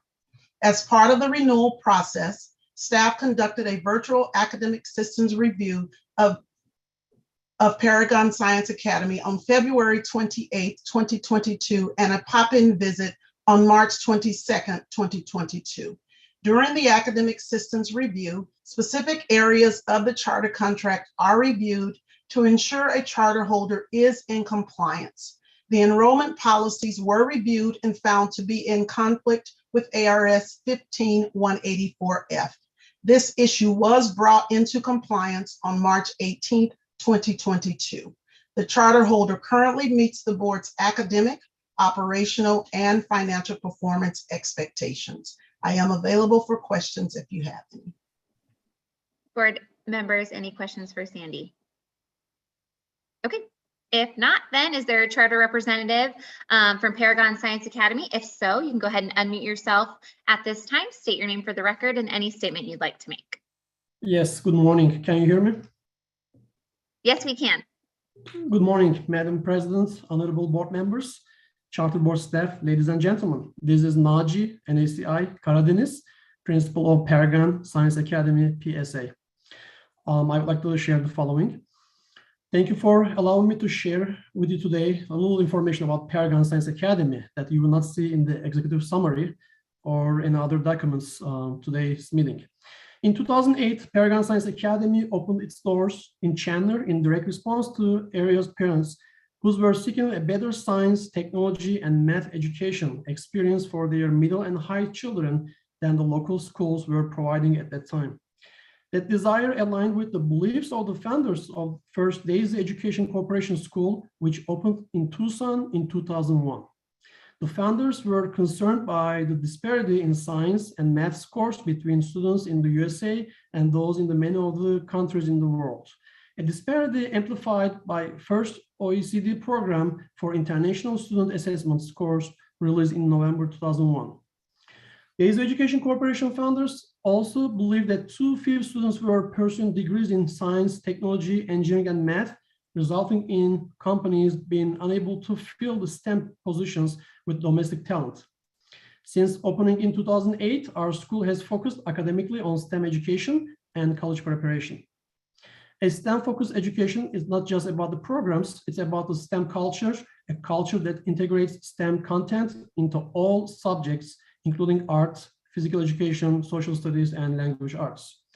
Our ongoing goal is to break down stereotypes and ensure all learners, particularly those currently underrepresented in STEM fields, not only graduate with STEM skills, but with the capacity to pursue a career in STEM if they choose so. Students at PSA can begin accelerating in third grades, and 4 diploma tracks, including a STEM distinction track, provide options for all students to be challenged appropriately. College prep at PSA is helping students understand that college is attainable for everyone, helping students develop good habits to lead successful life and be successful in college, provide students with opportunities to take advanced level courses, learning to handle a college workload, and ensuring students are ready academically, emotionally, and socially. One of the ways PSA helps prepare students for college and career is via its unique mentorship program built around the US Congressional Awards. PSA's mentorship program assigns each student participants a staff mentor and incorporates workshops and camps that focus on subjects like leadership, managing conflict, goal setting, and strategic planning. This very successful program has resulted in almost 30 congressional medals, including 8 gold medals. Beyond STEM education and college preparation, one of the things that makes PSA unique is its commitment to providing a diverse selection of enrichment and extracurricular opportunities, including sports, arts, robotics, STEM Council, and an innovative program that we piloted with Arizona Science Tech along with the Chief Science Officer program. PSA has been A-rated since its first letter grade were awarded and constantly ranks in the annual US News America's Best High School rankings, currently ranking number 12 in the Phoenix metro area and number 18 in Arizona. Students have regularly achieved success in math, science, and robotics competitions. At the state level, PSA students have claimed that state math counts Title IIs and the AMC 8, American Math Competition 8, Title IIs, and FTC Robotics title, and took 3rd place last year in their DECA competition. In 2013, PSA was the first charter school to win the Arizona State Science Olympiad, going on to win the next 6 years and placing 2nd this year's competition, just recently. At the national level, PSA excels in math and science competitions. Since 2017, the school has had several national MathCon finalists, including a silver medalist and bronze medalist. In AMC 8, 2 students made the national honor roll, and the school placed in the top 5% in the nation. The school's participation in Nordic math dates back to 2012, and our students in grades 3 through 8 amaze us every year by constantly earning national honor roll status.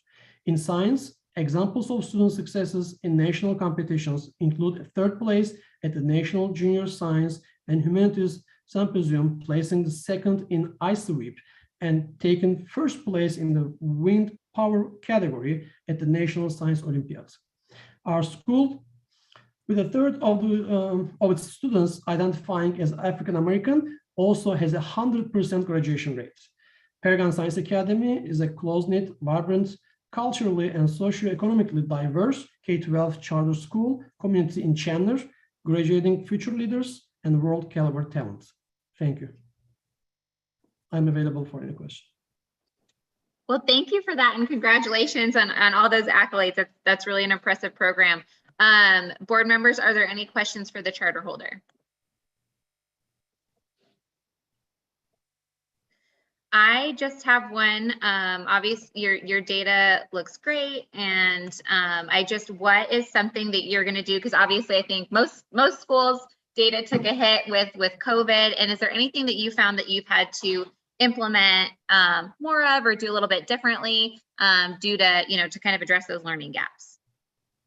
Definitely, our ongoing RTI and MTSS process. We identify more students to close the gaps. We have a great system in place. We have interventionists working with the students, our staff members, teachers regularly working with students to close those gaps. And we have quarterly benchmark assessments, that mastery level assessments to measure the academic standards in the state level, and then make sure those standards are mastered on a regular basis. And Great. our internal assessments show that we have a great outstanding growth coming up. That's exciting. Yeah, that's great. Okay, with that, is there a motion?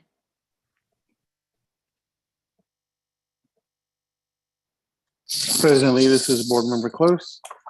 Sorry about that. I had to get back on to get my mute off there. I move, based on a review of the information provided by the representatives of the charter holder and the contents of the application package, to approve the charter renewal application package and grant a renewal contract to Daisy Education Corporation, DBA Paragon Science Academy.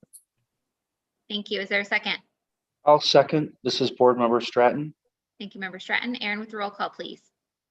Vice President Close, Aye. Superintendent Hoffman, Aye. Ms. Barr, Aye. Dr. Crockett, Aye. Ms. Foster, Aye. Ms. Monteith, Aye. Mr. Ruiz, Mr. Ruiz, Mr. Stratton, Aye. Mr. Swanson, Aye. President Lee. Aye. Motion passes unanimously. Great. Thank you. Thank you. Okay, and I believe you're probably staying on the line for our next item, which is, you guys want to go to the next slide for me? Daisy Education Corporation, DBA Sonoran Science Academy. Sandy, are you giving us you're doing a second intro, yes? Yes. Okay, cool. Just wanted to check. Thanks. President Lee, Vice President Close, and Superintendent Hoffman, Daisy Education Corporation, doing business as Sonoran Science Academy East, submitted a charter renewal application package on December 7, 2021, to continue operation of Sonoran Science Academy East with a current enrollment cap of 600. The school serves grades K through 8 in Tucson. As part of the renewal process, staff conducted a virtual academic systems review of Sonoran Science Academy East on March 7th, 2022, and a pop-in visit on March 30th, 2022. During the academic systems review, specific areas of the charter contract are reviewed to ensure a charter holder is in compliance. The charter holder was in compliance in all areas. The charter holder currently meets the board's academic, operational, and financial performance expectations. I am available for questions if you have any. Great. Board members, any questions for Sandy before we turn it back over? Okay. If not, then is there a representative from Sonoran Science Academy on the line? We know there is. If you'd like to unmute yourself at this time, state your name again for the record and any statement you'd like to make. Hi, good morning. My name is Cristela Cardenas. I'm the proud principal for Sonoran Science Academy East. Good morning, Madam President Lee, honorable board members, charter board staff, ladies and gentlemen.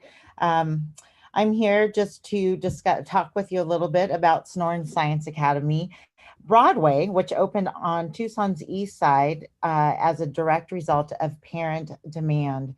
However, replicating the successful educational model of the original Sonoran Science Academy in Northwest Tucson was a challenge because there were very few properties in the area that had potential to be converted into a school. Opening its doors in 2008 in a building that formerly had been a health club, SSA Broadway was at capacity from day one, and an ongoing search for a larger campus began. Then 8 years later, a larger campus was finally identified, a former public school that had been closed for a number of years. The building was fully renovated. Sonoran Science Academy East then opened its doors to returning and new students in 2019. The move to the new campus saw our enrollment grow by about 50%, and we found our first 2 years in our new home challenging. Family, students, and staff who had been with us at the old campus were all on board with our school culture and our academic philosophies, but the new members of our school community had a steep learning curve. As did we. We learned to balance the needs and expectations of both groups while working to reestablish our school culture community-wide. Knowing where every student is and where every student needs to be academically, behaviorally, and emotionally has been such a key component of reestablishing that school culture. Our focus on identifying the right level of challenge for each student, providing scaffolds that allow each student to rise to that challenge, excuse me, and continuously monitoring progress to assist student advancement is fostering intellectual and emotional growth and success. Driven by assessments and continuous review of data, our students attend Reteach and Enrich sessions every single day to ensure mastery of the standards, not only in math, but also in ELA. And all teachers provide after-school tutoring for struggling students. At East, we encourage students to initiate and complete complex inquiry-based learning requiring creative and critical thinking with particular attention to problem-solving skills. This summer, our leadership team is excited, along with our teachers, to attend the Avid Summer Institute. We believe that the Avid program will be a game changer for our students, particularly for those students in the middle who often get overlooked, and we're excited to launch this program to begin to look into college and career readiness. In mentioning our talented team of educators, I am truly humbled to share with you that unlike what we are seeing all around us, staff retention at SSA East is very strong, which is a huge win for everyone. And it is something we work hard to protect to ensure staff motivation and staff morale stays high. At SSA East, academics is just one piece of the puzzle as we consistently look at how to educate and support the whole child. The growth challenges we experienced in 2019 were impetus in our adoption of positive behavioral interventions and supports, or PBIS. PBIS is an evidence-based 3-tiered framework to improve and integrate all of the data, systems, and practices affecting student outcomes every single day. We're currently in Tier 3, and PBIS has been transformational for our school.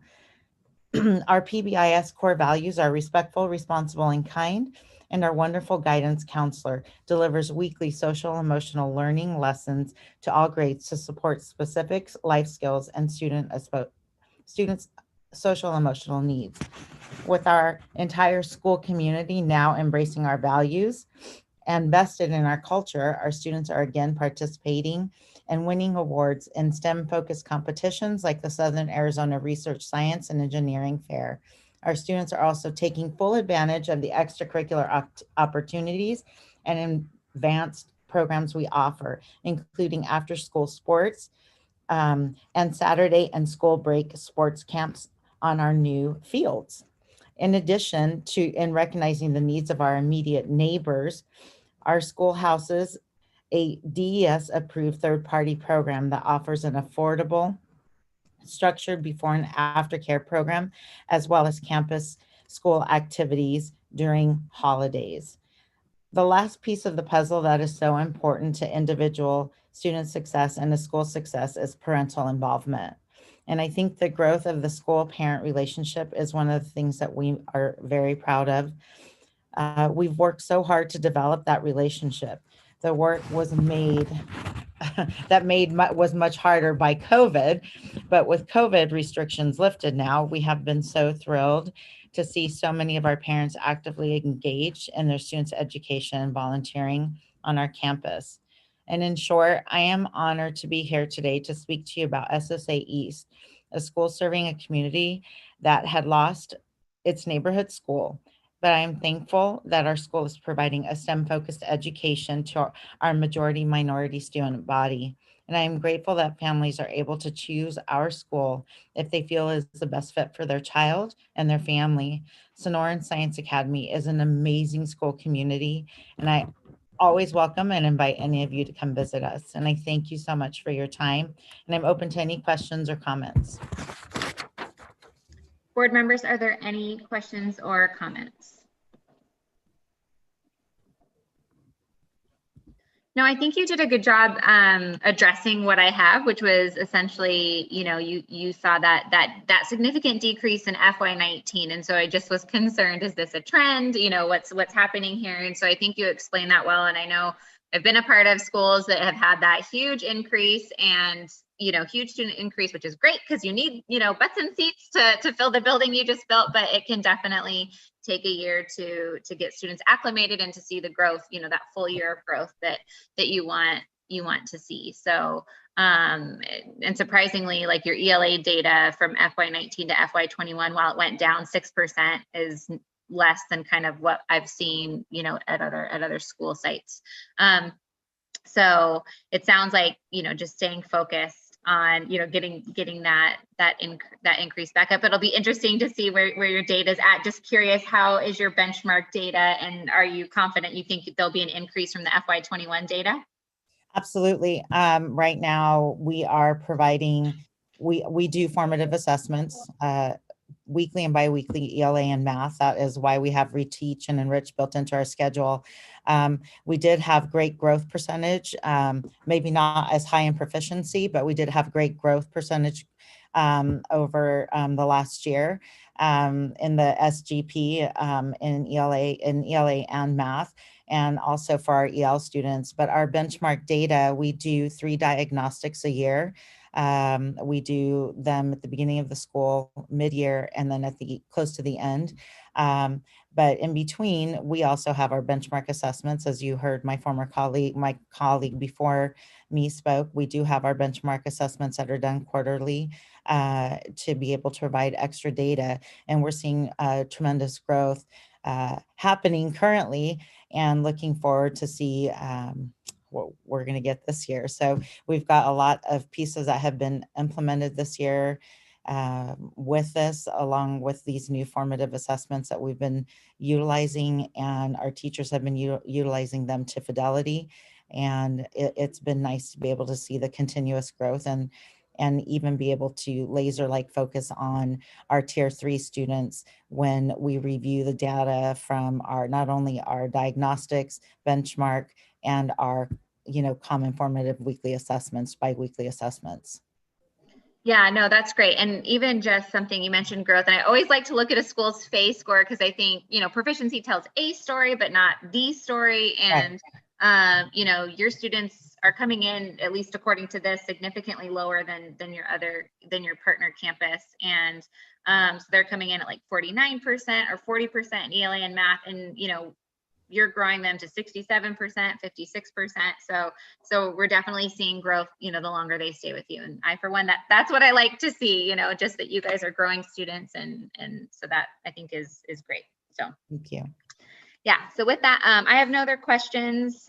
Board members, I don't think I heard any other questions. Okay. If not, is there a motion? President Lee, this is Board Member Close.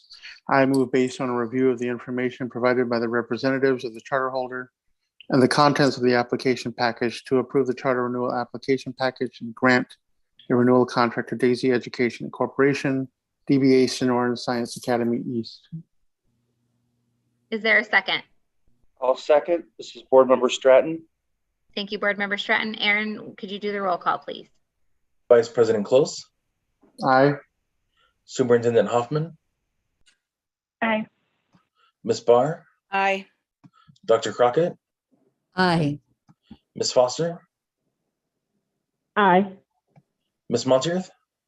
Aye. Mr. Ruiz. Aye. Mr. Stratton. Aye. Mr. Swanson. Aye. Mr. Swanson. Sorry. Aye. Sorry. President Lee. Aye. Motion passes unanimously. Great. Thank you so much. And guys, thank you for being here. Thank you. All right. Up next, we have Haven Montessori Children's House, Inc. And Lori is going to start us off. Go for it. Good morning, President Lee, Vice President Close, Superintendent Hoffman. Haven Montessori Children's House, Inc. submitted their charter renewal application package on February 22nd, 2022 to continue operation of Haven Montessori Charter School with a current enrollment cap of 150. Haven Montessori Charter School serves K through 5 in Flagstaff. As part of the renewal process, staff conducted a virtual academic systems review with Haven Montessori Charter School on March 3rd, 2022, and a pop-in visit on April 12th, 2022. During the academic systems review, specific areas of the charter contract are reviewed to ensure a charter holder is in compliance. As a result of the review, the charter holder was identified as having issues with open meeting law. The charter holder was required to submit updated enrollment documentation demonstrating compliance with all statute, rule, and policy provided, and provide instructional schedules that demonstrated compliance with recess requirements, and a current fire marshal inspection report demonstrating it had passed its inspection. All items were submitted timely, and these issues are all in compliance. The charter holder currently meets the board's academic and operational performance expectations. The charter holder currently does not meet the board's financial performance expectations because based on the fiscal year 2021 audit, the charter holder received an intervention rating for the second year in a row and has been placed on probation. I'm available if you have any questions. Board members, any questions before we invite the charter holder? Okay, then is there a representative from Haven Montessori Children's House, Inc.? If so, you can unmute yourself at this time, state your name for the record and any comment you'd like to make. Hi, good morning. This is Christy Zeller. I'm the Charter Rep and Executive Director of Haven Montessori up here in Flagstaff. Good morning, President Lee, Superintendent Hoffman, and members of the board. Like I said, I'm Christy Zeller, and I'm the executive director of our school here. Our assistant and special ed director, Jen Ernst, is also on the call.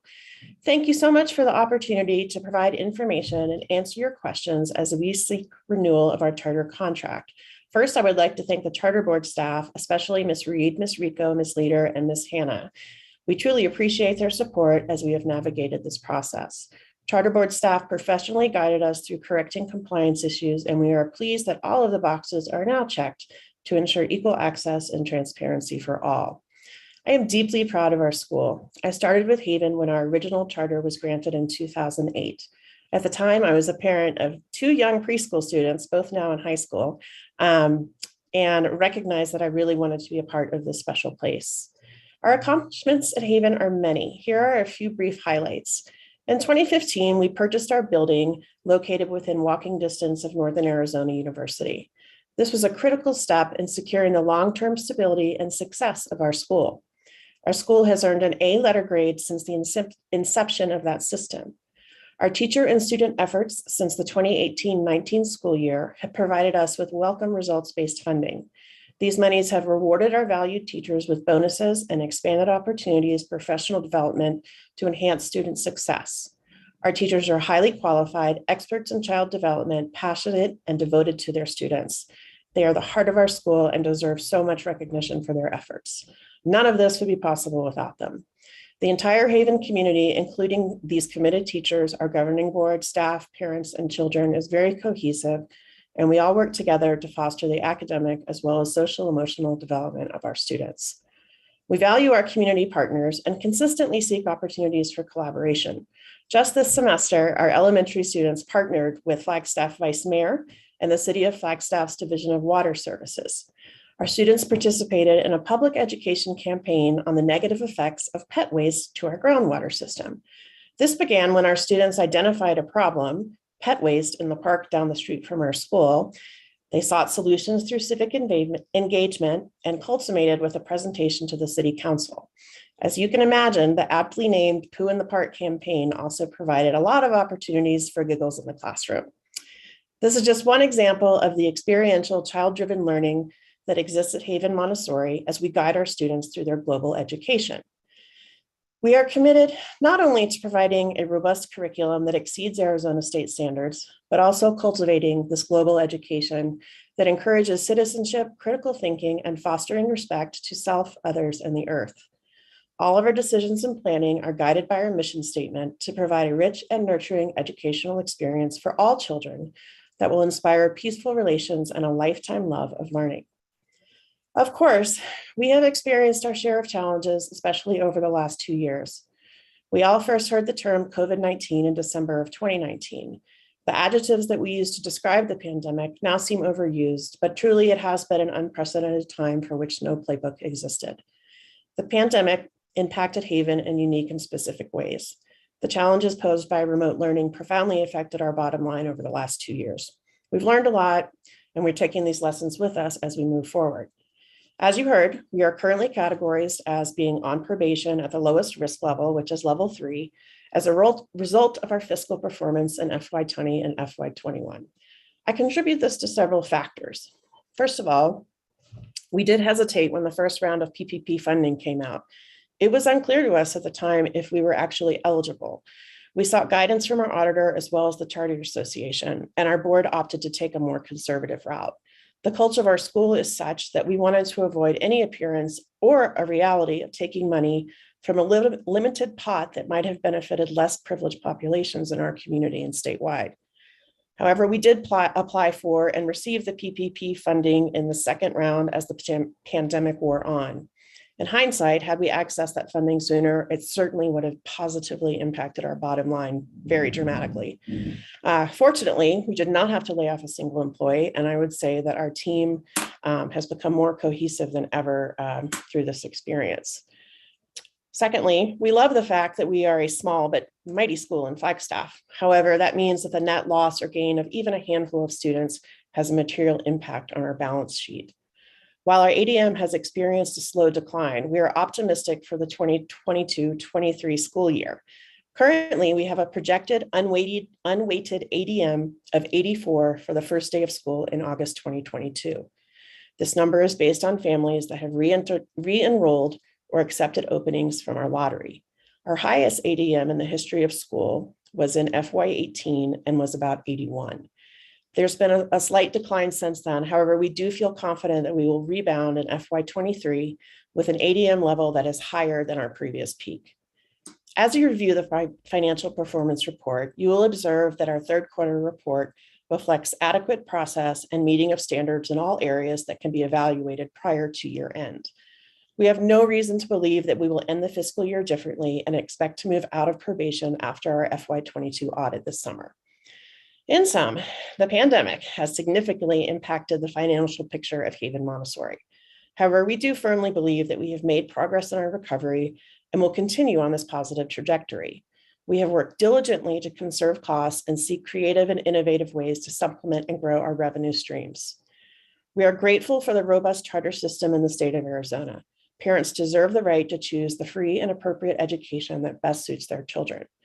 At Haven Montessori, we work hard to walk the talk and model the inquisitive mind of a lifelong learner who can always improve and grow. We are excited to continue to develop our school and adapt to the needs of our community, always with student success in the forefront. We take our job seriously, for as Dr. Maria Montessori said, the child is both a hope and promise for mankind. The next time you're in Flagstaff, we would invite any and all of you to come visit, and with gratitude for your time, I now welcome your questions. Board members, are there any questions for the charter holder? Yeah, this is Ms. Barr. So in looking over your finance report and everything, I saw low risk, which is always reassuring. What are your plans for the future? How do you plan to kind of come out of this deficit? In addition to obviously having more students, are you changing your curriculum? Are you marketing to the area? What's changing to improve your financial situation? Well, if you look at the report from the current year, we're already making that progress, and certainly having the ADM will help. That's a big piece of it. The ESSER money helped stabilize a lot of things and kind of get us back in a place where we're putting money back in the bank to our nest egg that we unfortunately had to spend down during the pandemic. We've done some new advertising this year through public radio, which I'm hearing that is generating some interest. We do social media advertising as well. So I made some notes. Oh, I would also mention that our response to the COVID pandemic in Flagstaff has been very well received by the community. And we did bring in some new students, especially this semester, when they saw the things we were doing, not only to kind of address student and staff safety, but also address, or I like to say, address learning opportunity, what we're doing with our students to kind of help them get back on track here. And that word of mouth has brought more families to us. Just this semester, we brought in a family who has 2 children, and their other 2 children are coming this year, and they're bringing another family. So I do feel very optimistic about that, having been doing this for almost 15 years. I see good things ahead for the school, and I expect us to be able to recover pretty quickly. Awesome. And are you offering any distance learning, or are you just 100% back in the room? We're 100% back in the room. We were probably a little more, without getting into all the COVID stuff, because I know we're all sick of it, a little more on the conservative side with masking and, taking opportunities and finding ways to teach outside and be outside.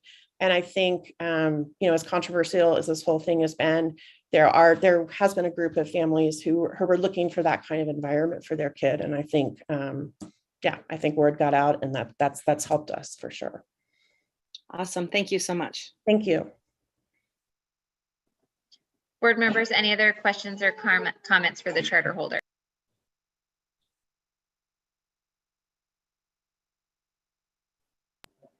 Okay, then with that, no, I appreciate Ms. Zeller, just you kind of addressing all of the things in your narrative. So I do really appreciate that. And I like to just something to point out in your FAE, while your achievement is high, you're also doing a really good job about, you're getting students who are high. So your 1-year phase 86, 0.67%, but then growing them to 93. And that is sometimes not done as well, when you get students really high and really growing them even more. So I just kind of wanted to highlight that, because I think that's really important. And and our academic team for sure gets all the credit for that. They have a really robust RTI program, and we have an amazing reading specialist. So we've had a lot of very good things happen along those lines this year.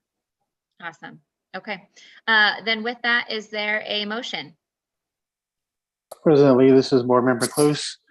I just want to thank you for your comments and the charter operator for going into detail on the finances, especially I was going to ask about that if she went into enough detail for me to not ask any questions. So I move based on a review of the information provided by the representatives of the charter holder and the contents of the application package to approve the charter renewal application package and grant a renewal contract to Haven Montessori Children's House Incorporated.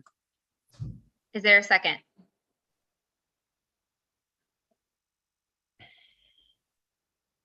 Second, this is Carol Crockett. Thank you, Dr. Crockett. With that, Aaron, can you do the roll call, please? Vice President Close. Aye. Superintendent Hoffman. Aye. Ms. Barr. Aye. Dr. Crockett. Aye. Ms. Foster. Aye. Ms. Monteith. Aye. Mr. Ruiz. Aye. Mr. Stratton. Mr. Stratton. Mr. Swanson. Aye. President Lee. Aye. Motion passes unanimously. Thank you. Hey, thanks so much for being here. Thanks. All right.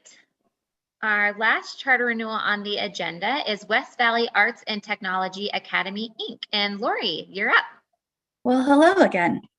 President Lee, Vice President Close, Superintendent Hoffman. West Valley Arts and Technology Academy submitted a charter renewal application package on March 27, 2022 to continue operation of Riverbend Prep with a current enrollment cap of 450. Riverbend Prep serves K through 8 in Levine. As part of the renewal process, staff conducted a virtual academic systems review of Riverbend Prep on March 17, 2022, and a pop-in visit on February 22, 2022.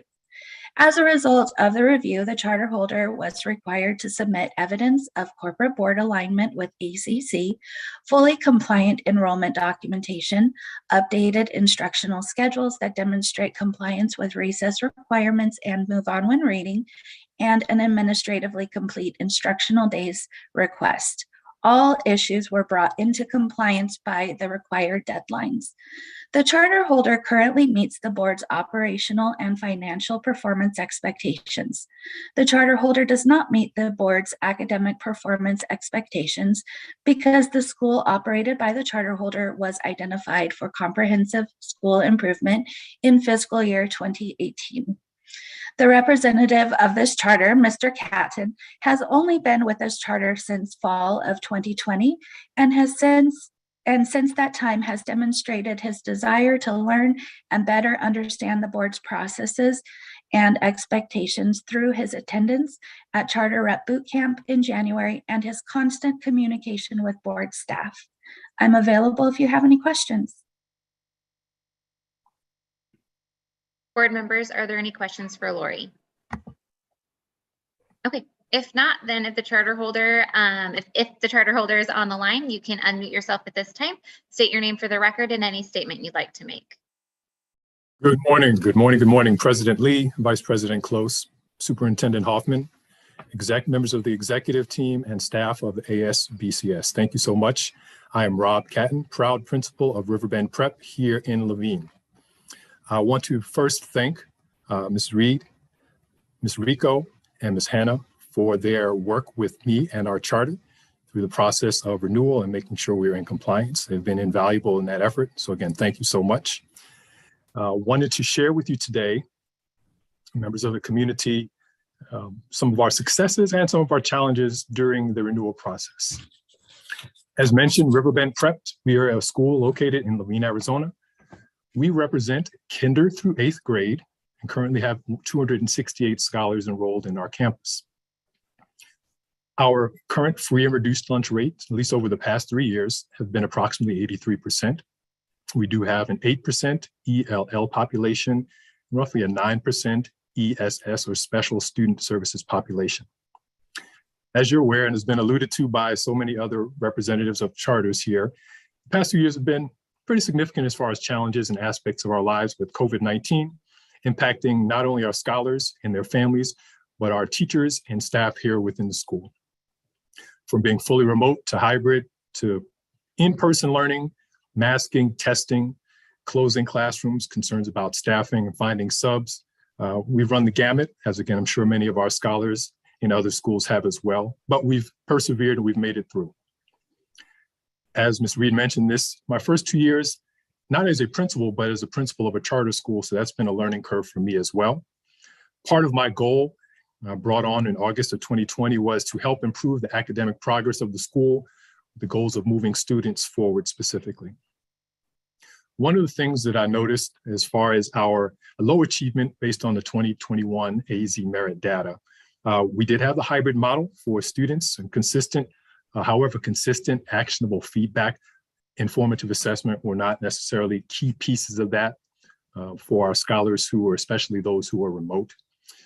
At our height, we had approximately 50%, just over 50% of our scholars on campus in March last school year of 2021.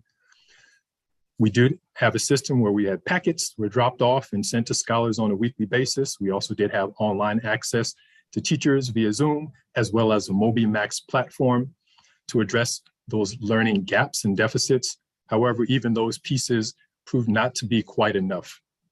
I mentioned that we were at approximately 50% on campus during our hybrid height last school year. However, our community has a profound trust in our community school, which has been considered a home away from home. Evidence of this is that more than 95% of our scholars were on campus for our testing last year for the 2021 AZ merit, which exceeded the state average of approximately 67%, if I'm not mistaken. Yes, we've had some shortcomings with our academics. However, we have taken steps to improve those, and we're looking forward to the growth and prosperity that this will bear for our scholars and our community.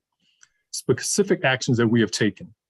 First and foremost, we've hired an academic coach, Dr. Erin Harrison, in June of 2021 to help address some of the issues we've had with academic performance. We've purchased different programming as well to assist us in our desire and endeavor to ensure that scholars were successful at the highest levels. One of the programs, really one of the forefronts, has been our Ready Diagnostic. The status-proof screener allows teachers to pinpoint areas of weakness. The data collected is used to drive instruction, create small groups, and identify which scholars needed additional interventions. We did, based on Ready data, we were able to pull scholars for reading groups in tiers 2 and 3, and they all, especially in the lower grades, were able to work with reading interventionists who are credentialed in areas to assure, again, their success. Additionally, Ready has provided us with additional literacy and math resources to address deficiencies in our scholars' work. Specifically, using standards-based programs and a variety of instructional strategies, including group instruction, hands-on practice, online activities, and problem solving. Group presentations in addition to some critical thinking. Scholars have shown real growth, and I believe that under non-pandemic conditions, Riverbend Prep would have shown similar results in our state testing last school year. More specific examples to highlight our success for proficiency data this year are especially seen at our K-3 levels. In math, 7 to 48% increase is shown in grade level proficiency, kinder through third grade. In addition to reading, a decline of 20 to 33% in scholars needing tier 3 supports. Also in our kinder classrooms, we see a 60% grade level proficiency in our Ready data with no tier 3 interventions, which is a 48% increase from the beginning of the school year. In reading, we see similar growth at 65% grade level proficiency with no tier 3 interventions necessary, and this is a 46% increase from the beginning of the year. Our teachers at the kinder level especially have shown the greatest growth on campus, and they will be returning with us next year. Additionally, we have been under the mantra of all teachers are teachers of reading. We continue these interventions specifically by next year. We're looking to implement Foundations by Wilson. We're also working towards implementing Hegarty to increase phonological awareness, oral blending, and segmenting. This school year, for the 2021 school year, we did purchase a science curriculum as well through Houghton Mifflin Harcourt. Obviously, this benefited our scholars in the 5th and 8th grades for their science testing, but more importantly, it was able to help our middle school and upper school or upper grade scholars in their concept of math working with their teachers. We've also, through our management company, Tatanka Education Services, which has been a great partner with us, brought on expert curriculum specialists and instruction specialists to support, have conducted classroom and site visits to work to partner alongside with our educational team here and teachers. We've also changed our discipline framework this year to ensure as much as possible we keep our scholars in the classroom. Despite higher numbers of maybe inappropriate behaviors, we wanted to make sure scholars were in the rooms receiving restorative justice and discipline practices as opposed to pulling scholars out. We do plan to continue these interventions with a PBIS look for next school year. Again, maintaining a restorative discipline as well as trauma-informed practices. Specifically, PAC's Good Behavior Game, something that our teachers participated in their training back in February as well as in March, will be at the forefront of what we do. Our front office manager, longtime employee, 10 years, the face of the franchise, as we call her, is moving into a new role as well as the student success liaison to provide additional supports for families and scholars, both in classrooms as well as at home. Yes, we do recognize that we've had a decline in enrollment for our school. We are working on rebranding, including specifically updating our website. Back in February, we had an event in which we really invited a community photographer to really get the essence of our community, taking pictures of staff, teachers, families, and scholars, and hoping to update our branding, along with additional pieces for branding initiatives. As far as our finance, we know we're in good standing. We have a robust monitoring system through our fiscal officer. Cash flow is monitored. To give you a quick example, our cash flow at the end of July 2021 was at $35,000. This year, last month, it was at $177,000. So again, we're in good standing. And as Ms. Reed mentioned, we did have concerns with our enrollment and registration processes. We've separated these out, make them more streamlined, and obviously in compliance with expectations from the state and in federal regulations. That concludes my presentation. I will take any questions if you have. I just have a quick question. So the specific interventions that you mentioned that you're implementing to address student achievement, everything that you mentioned, is this the first year you're implementing those? Yes, ma'am. We did have a different brand name. We had a Paragon product that we discontinued in 2018, 2019 school year. So in a way, we're trying to build our brand again as far as academics. So iReady was definitely implemented this year. We moved from the Galileo, which we had last year. And we did that because one, we had Galileo and MobiMax, we merged the two to have an intervention piece that we knew was robust for our older scholars especially, but also to have really a center for our scholars to focus on and a path to grow. So it's been really beneficial for our community. The Hegarty, and we've used diagnostic reading assessments as well, but Hegarty and I apologize. And foundations are pieces that we have aboard, we have not fully implemented, but we're working towards that for next year. One of the things I was concerned about was really kind of saturation and overload for our staff, especially having so many new folks. So we're really cognizant of that. So slowly phasing in some other pieces. Thank you for that. Board members, are there any other questions or comments? This is Carlos Reese. I have a question, or I guess a comment. Obviously the declining enrollment is a concern, and the academic performance. I know you've given examples and acknowledged the challenges and your plans to turn that around. I was just wondering if it's possible that perhaps the charter school board can maybe do some monitoring, a little bit closer monitoring in the next year or so, and instead of well, I guess since this is a renewal that renews, it would just be, I just think it's prudent to kind of keep an eye, maybe just a little bit closer eye on this by staff, if possible.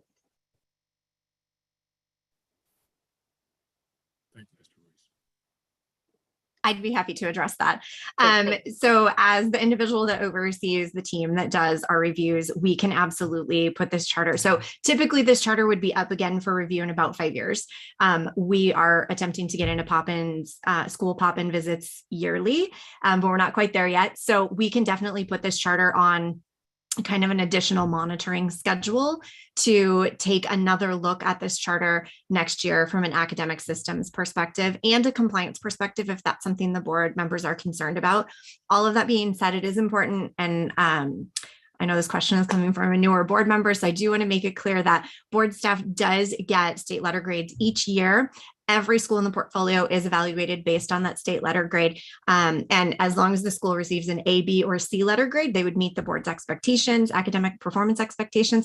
If they receive a D letter grade, they would go into some additional monitoring by default. And if it was an F letter grade, they would be placed on they would come to the board for a possible F letter grade consent agreement. So they will receive that monitoring because that's just part of our standard processes. But if the board would like to include in their motion information about having an additional academic monitoring in the upcoming school year, we can certainly accommodate that request. Yeah, I think just I'm really uncomfortable with the data, and I don't want to speak for any of the other board members, but I think that that's kind of where we're at. And Mr. Catton, you've come in and said, here's all these amazing things that we're doing, and which helps ease me a little bit. I definitely think you guys should not focus at all on growing enrollment whatsoever right now, because I think that you have, 15%, 9%. Now, granted, that was post-COVID, but take, the data pre-COVID, 20%, even for your area, even for your EL population, even for all of those things within your area, that still is it's just really not acceptable. And could be, I'm sorry, my son is home, and could be one of the reasons why, parents aren't choosing. And so then I always look at FACE scores. And unfortunately with FACE scores, it doesn't, students are coming in at 21%, and then at the 3-year mark, they're at 24%, which is a bit of an increase, but not much for, 2 years. And so I'm really just concerned. It's our job as a board to make sure that the choices that are out there, offer a unique program and really are above kind of educationally what districts are providing, right? And so I'm really struggling, but I think that what you've said is, you've kind of come before us and said, I understand these are issues. Here's kind of what we're doing. I appreciate your plan. I think that it's very specific. It sounds like you're doing a lot of big things this year. I wish your renewal was next year so I could see the results of all of these things to make me feel a lot more comfortable. And Mr. Catton, can you remind me, when is this your first year, the 21-22 school year? Is this your first year as the principal? Is that what you said? Yes, I'm finishing my 2nd year currently. Yes, ma'am. Oh, got it. Okay. It's not really a question. That's just where I'm at. So I don't know that there's anything necessarily to respond to. Obviously, you're more than welcome to, but I agree with Mr. Ruiz that if we do decide to renew this charter, that I would very much like it to be on heightened monitoring for the next school year. I know that it will go underneath the school letter grade, so I'm interested to see what that result is, but I would like to also just make sure that the board is kind of aware that there is definitely not a decrease. I think at 15 and 9%, there should not be a decrease, but there should at least be an increase in what's happening next year, because this still just personally makes me just a little bit nervous.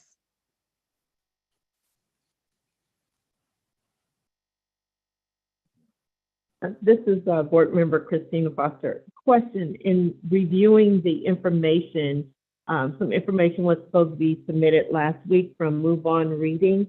Was that submitted? And I apologize if it wasn't. I missed it. I was having some computer issues. So. I can take this, Lori. Okay. So this charter has submitted everything that was required at this time. we have received the move on when reading schedules and have verified that the charter is now in compliance. Additionally, the charter was required to submit an instructional days request, which was due on Friday. I did process that first thing this morning. It is administratively complete, so they have met their requirement there. We will continue to work with them throughout the substantive review process to get that fully approved, but per their report, they are considered to be in compliance in that area at this time. So all issues are in compliance with the requirements. Thank you. And were the instructional days, were you reducing the amount of school days or going back up to 180 because they were reduced? What was that? I'm just curious. Yes, ma'am. Our charter had 192 days of instruction. This goes back for quite some time. I noticed that specifically in the, I think it was 17, 18, and 19 school years, after Memorial Day, our attendance was at least half of our scholars were absent one day or more after Memorial Day. So the charter renewal days amendment was to switch from 192 to 188 instructional days. Ending at Memorial Day then? Is that what you tried to do with your schedule? Right, ending the Friday prior to Memorial. Before, right, sure, Yes. of course. Mm-hmm. Okay. Board members, are there, oh yes, please, Superintendent Hoffman. Thank you. And board members, I think when I reviewed the materials too, had the same concerns as everyone with looking at the academic data, but then listening to Mr. Catton and the processes he's putting in place and the various, I'm familiar with many of the programs that he brought up as new programs. Was really excited to hear about the PACS's good behavior game. So, because a lot of what was shared was also about academic programs, but the good behavior game is also for teaches students to self-regulate their behavior and is more of a behavioral type of support for teachers to implement school-wide. And there's a lot of research supporting that. That's one of our investments that we've put federal funds towards these teacher trainings of the good behavior game. So I just wanted to highlight that as well for the board, that it's good to hear that there's the academic interventions, but also thinking about the tools that teachers need to be successful for supporting their students' behavioral needs, which in a program that's very evidence-based. So that was just one thing that stuck out to me, as well as it's good to hear about the other processes that are being put into place. I do support having heightened monitoring as well, but I guess what I'm saying is that I'm feeling optimistic that hopefully that these systems will get rolling and all the teachers can hopefully get on board with them as well, so that we do see student growth over the next couple of years. Yeah, thank you, Superintendent Hoffman. I'm feeling the same way after speaking with Mr. Catton. That's kind of what I was asking, if you'd been the principal just recent, over time or just recently. And so, it sounds like they have someone in leadership that I think has the educational knowledge base, to get them there, with those programs. And same thing, they're programs that I'm familiar with as well. And I think we'll do well. But so yeah, thanks for being here. And board members, are there any other questions? And let me just ask board staff really fast. We can motion with heightened monitoring for a renewal. Is that correct? Before. Presently, that is correct. You may motion to approve with heightened monitoring. Okay. All right, perfect. Okay. Then with that, is there a motion? President Lee, this is Board Member Close. I want to thank Board Member Ruiz for initially bringing up the academic situation.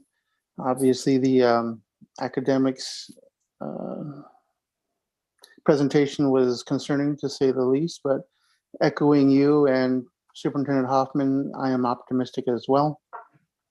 And I'm in agreement that heightened monitoring should be in place. So I move, based on a review of the information provided by the representatives of the charter holder and the contents of the application package, to approve the charter renewal application package and grant the renewal contract to West Valley Arts and Technology Academy, Inc., and direct board staff to engage in heightened monitoring of the school's operations and academics and finances. Is that correct? Or should I just say heightened monitoring? I think, yeah, go for it, Ashley. from a board staff perspective, that motion language would be appropriate. Okay, perfect. I'll stay with All that right. then. All right, is there a second? I'll second. This is Board Member Stratton. Thank you, Member Stratton. Aaron with the roll call, please. Vice President Close, Aye. Superintendent Hoffman, Aye. Ms. Barr, Aye. Dr. Crockett, Aye. Ms. Foster, Aye. Ms. Monteith, Aye. Mr. Ruiz, Hey, Mr. Stratton, Aye. Mr. Swanson, Aye. President Lee. Aye. Motion passes unanimously. Mr. Catton, thank you so much for being here. Appreciate your leadership.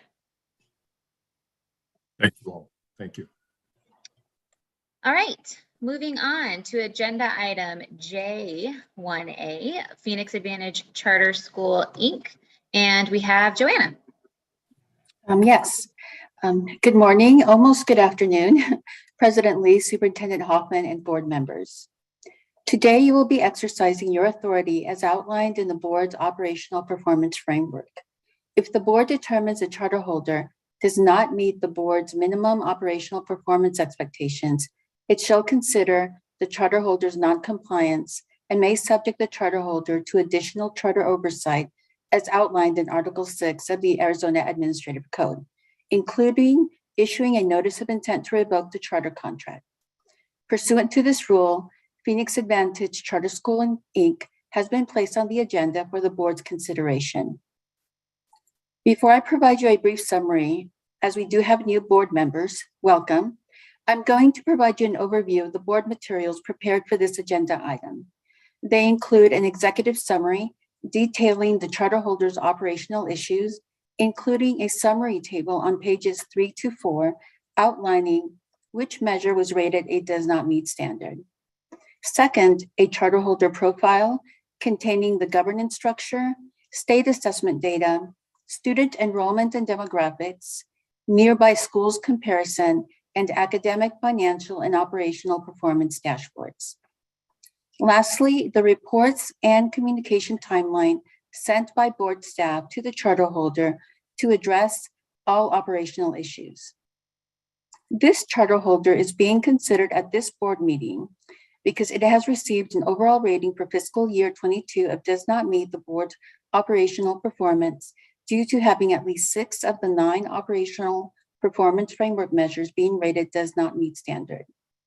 The charter holder operates one school, Phoenix Advantage Charter School, serving grades K-8 in Phoenix with an adjusted daily membership of 177.4418 as of today. On September 28, 2021, the Education Program Manager notified the charter holder of its upcoming 10th year interval review and conducted the virtual site visit of the school on March 4th, 2022.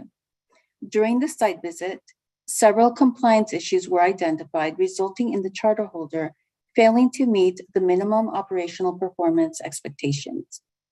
The issues identified deficiencies with the following: maintaining the mission alignment, maintaining the mission statement in alignment with the charter contract, adhering to requirements related to enrollment, registration, and attendance, maintaining appropriate fingerprinting documentation, complying with open meeting law, maintaining the board members in alignment with the charter contract, timely submission of required documentation to the board, displaying the statutorily required teacher salary posting on the school's website, along with properly posting the required board performance dashboard links on their school websites. On March 18th, board staff did notify the charter holder of the outstanding compliance issues, which included the required submission to come back by the due date of April 17th. Outside of those issues identified during the interval review, our education program managers conducted an on-site pop-in visit on February 7th. They conducted classroom observations and reviewed required documentation. Upon review of those documentations, board staff identified issues with the following: maintaining the teaching background and experience information for all instructional staff and appropriate fingerprinting documentation. Additionally, the charter holder was also out of compliance due to its failure to timely submit complete quarterly financial reports for June, September, and December. The charter holder is currently in compliance with all of the issues. The charter representative and board member, Rochelle Elliott, is here to address the board and or answer any of your questions. Before we bring the charter representative forward, do you have any questions for me?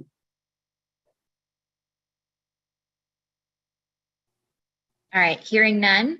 Is there a representative from Phoenix Advantage Charter School, Inc.? If so, can you please unmute yourself, state your name for the record, and any statement you'd like to make?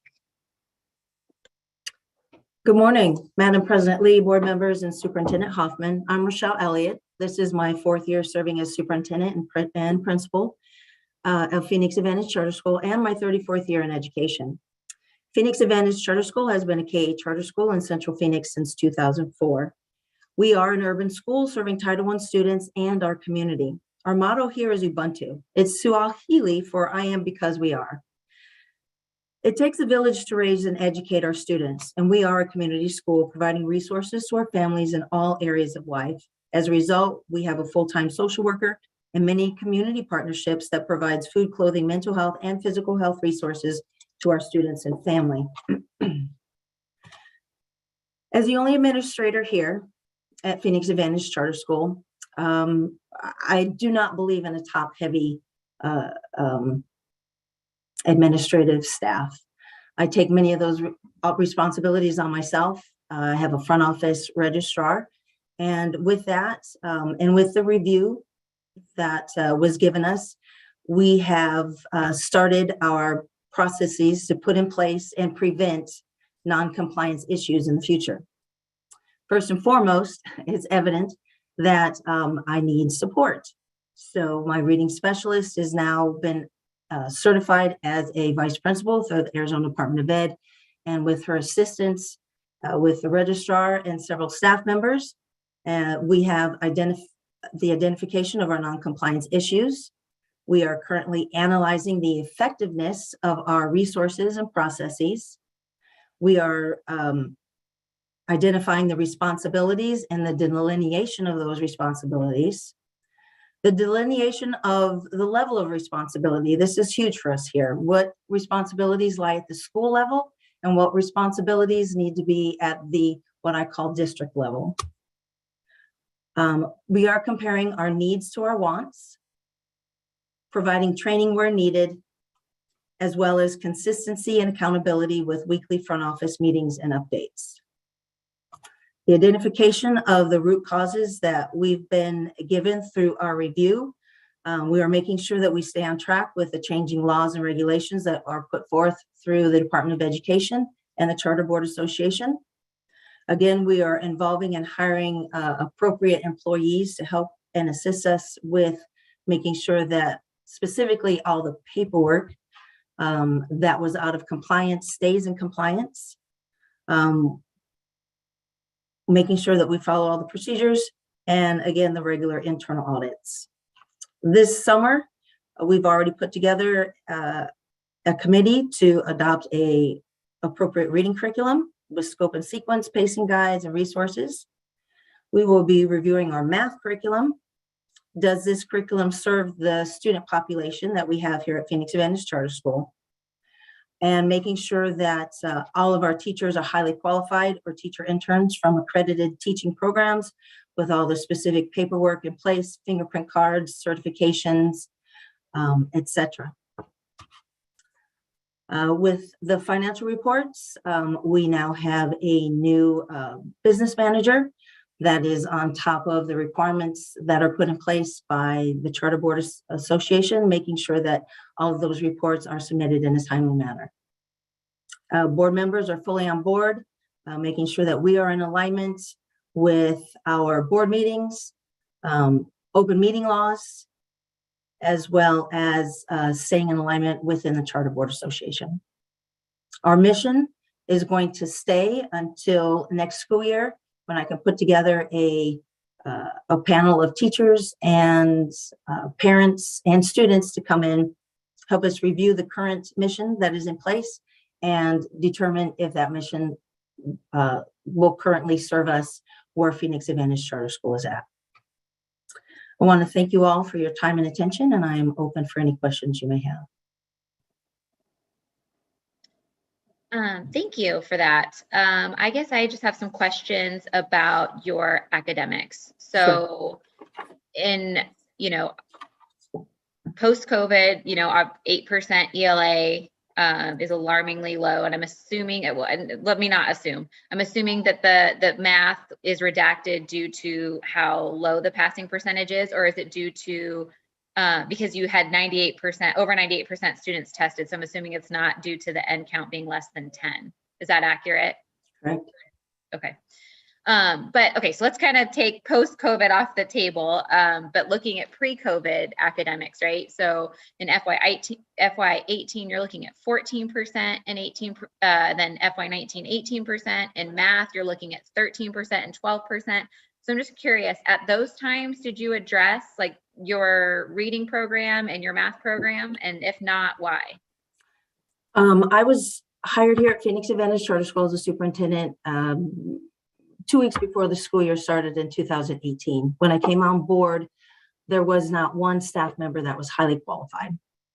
Coming from my background and experience of 34 years in districts such as Chandler Unified, Roosevelt, Gilbert, and Osborne, it is very evident to me that having teachers who are highly qualified, that know pedagogy, know how to address learning loss, learning gaps,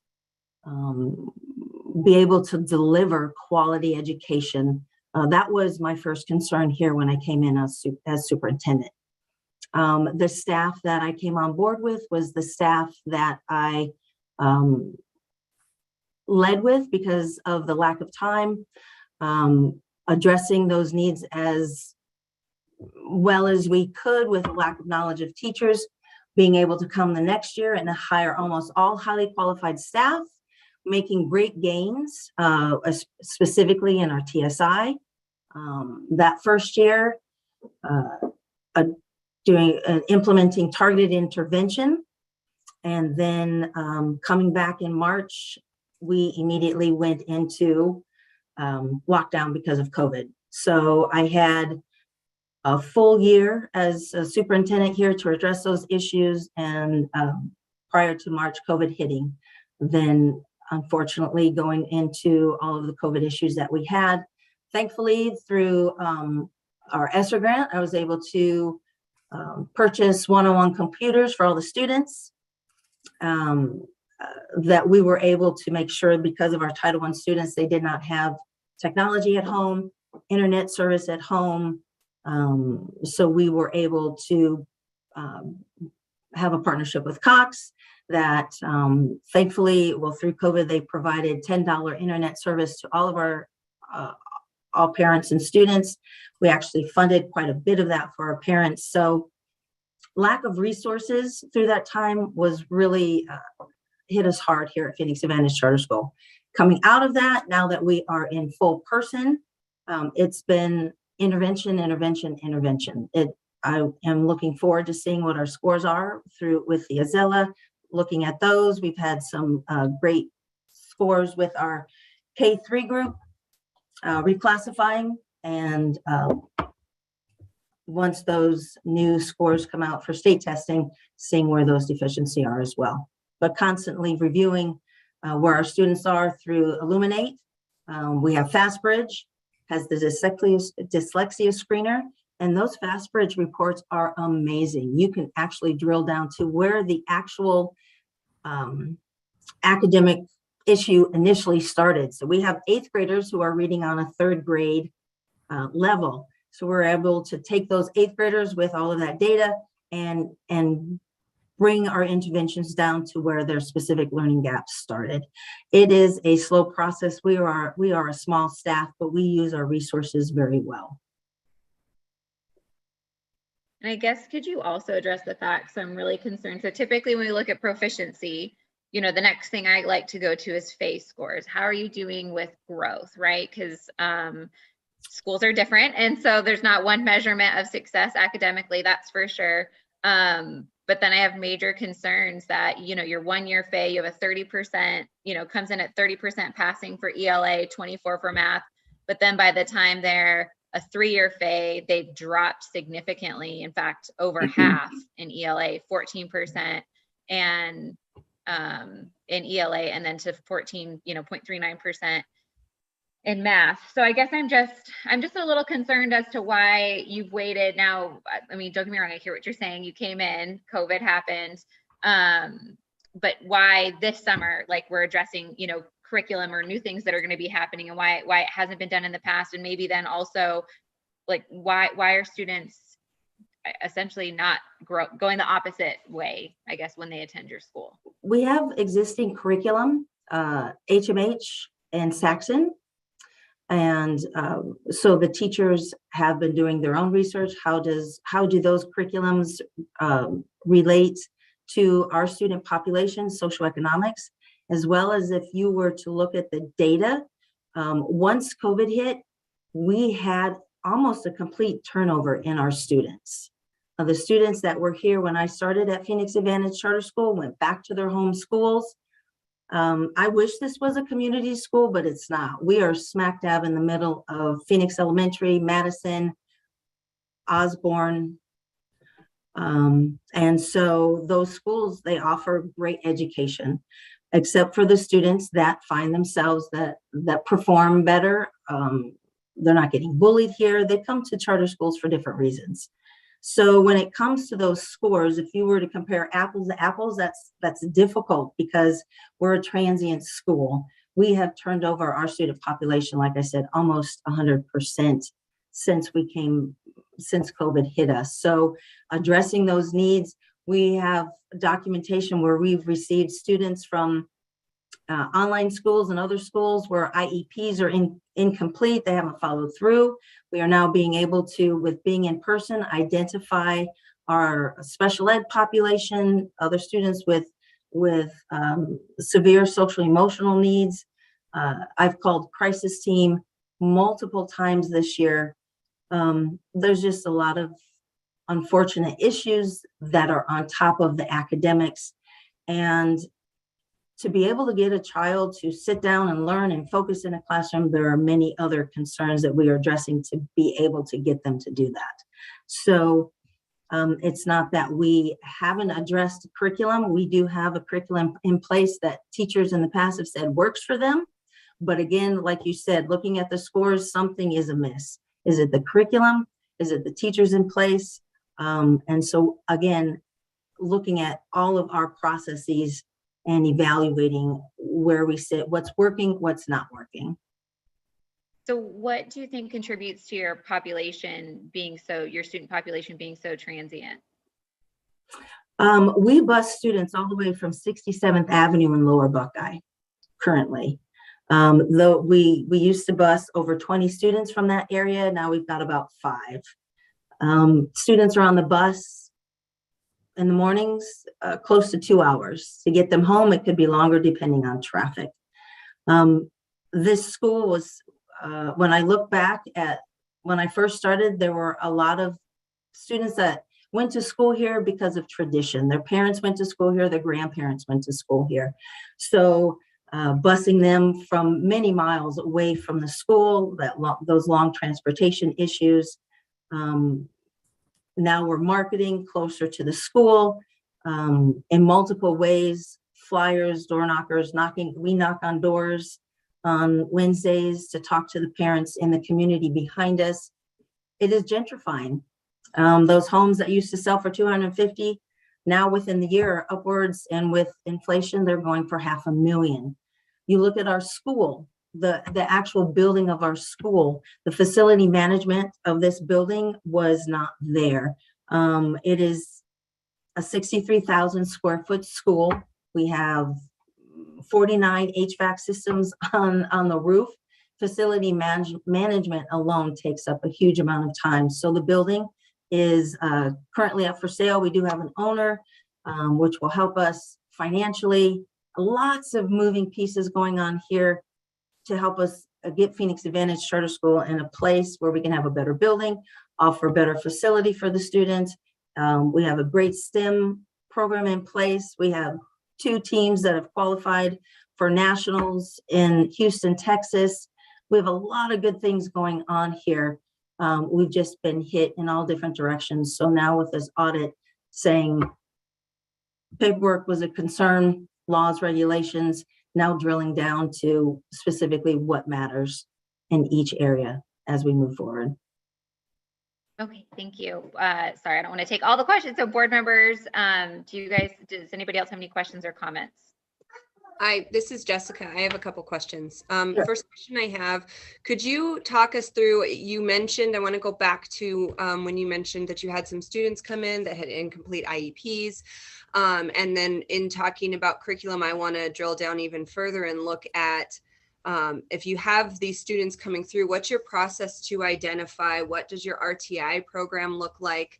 And how are you kind of targeting these different holes in different areas, especially since your population is very transient. So you might have them for just a short period of time, which means a lot of work to do in a little bit of time. So how are you addressing those situations? Well, our first line of making sure that we have all the paperwork we need is my registrar. When they're bringing the parents in, once the paperwork is here, we're able to look through their 45-day screener first and foremost. What were issues that were happening at the other school? Have they been addressed there? Is there an IEP in place? Is there a 504? What other interventions? Other interventions has the previous school taken place? We look at absentee rate of the students, and because we are such a small school and I'm very hands-on, I like to sit down with new enrollments with the parents and the students to first and foremost create that partnership, and then what are the parents' needs and the students' needs. From there, we have 1 teacher per grade level. So going to that teacher, sitting down with that teacher, reviewing the 45-day screener, any educational concerns, I would sit down with that teacher, with the math specialist and the reading specialist, and say, this is where we need to start the students with interventions. If they're special ed, I have a partnership with a company that provides all of our special ed needs, ESS. They come in, they provide the coordinator, compliance, psychologist, speech, OT. That is all a separate partnership that I bring in. And so lots of meetings, making sure we're on the same page for each student. And I have my amazing reading and math specialists being able to go into those Illuminate FastBridge scores, pull the reports.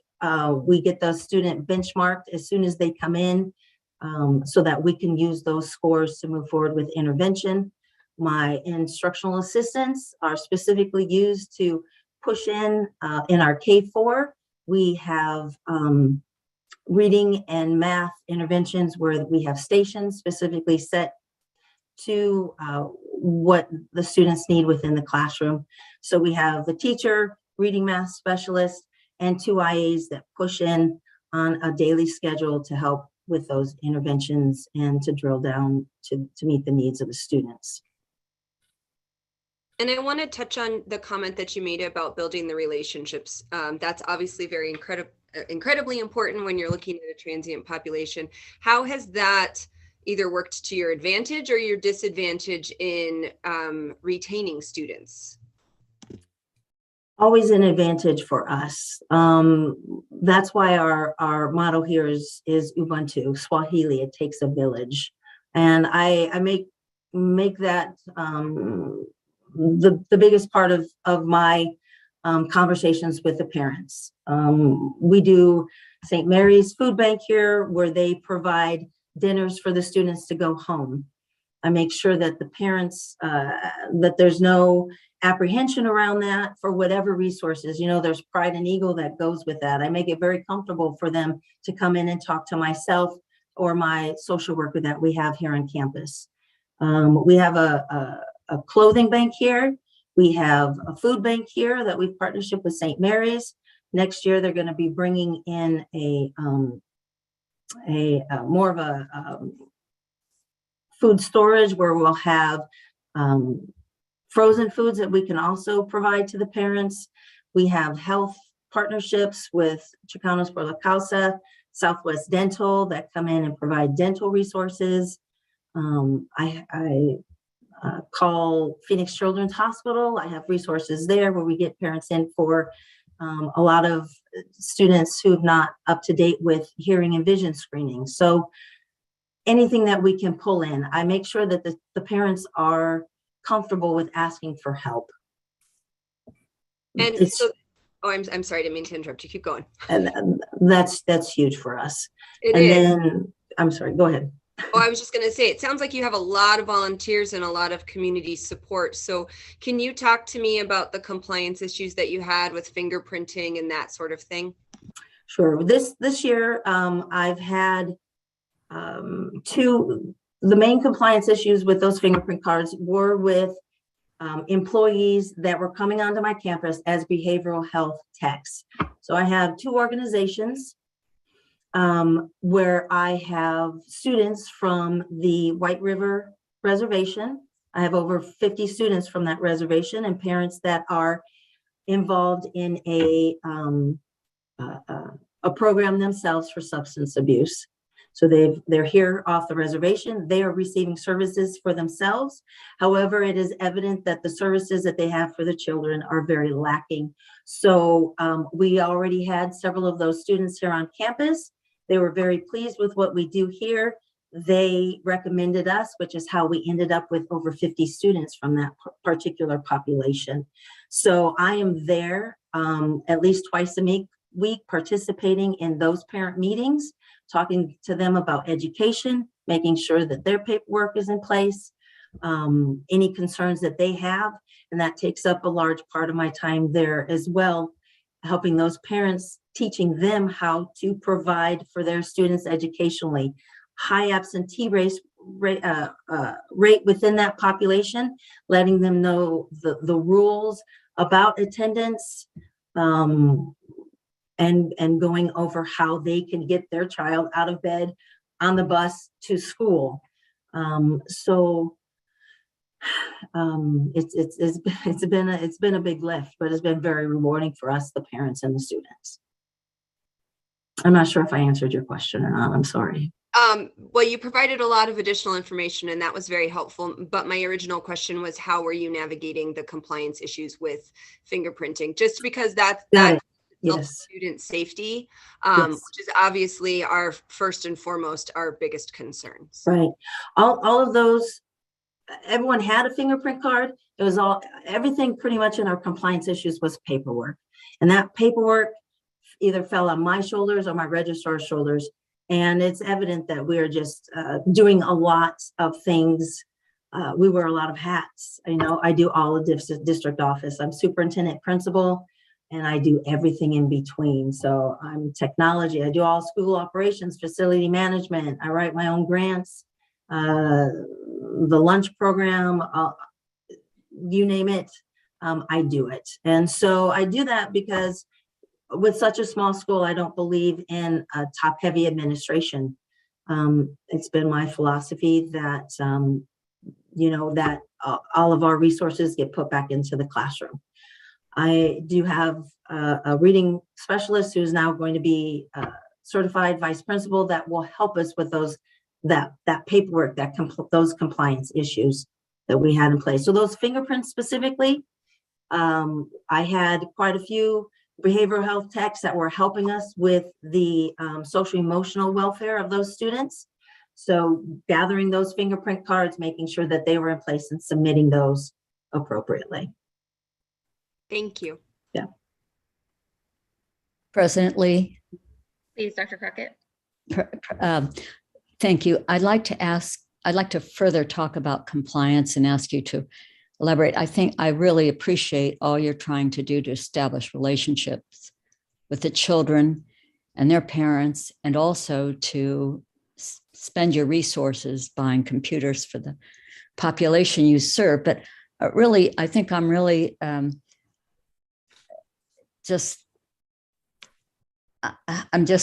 just don't quite understand. I appreciate your answer on the fingerprint compliance, but how could all of that be out of compliance during your your time there without your noticing it?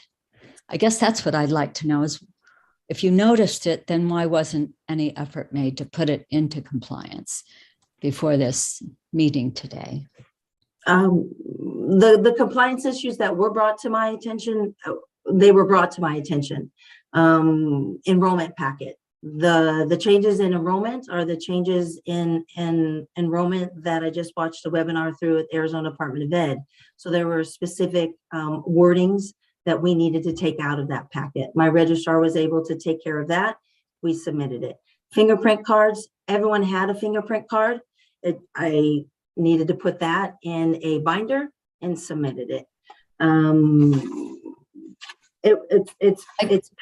I guess that's not really, I appreciate those answers, but I'm wondering how, were you aware that you were out of compliance on these things before? I know you said you didn't believe in a lot of administrative staff. So who was looking at those things?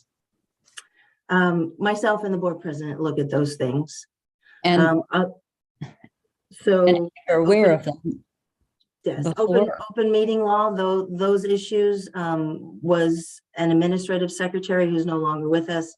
I had to go back through and clean up and organize in a specific way. I went through 2 years of making sure that everything was in place. It's a matter of having the right people in the right place to stay up on all of the laws and regulations that are changing.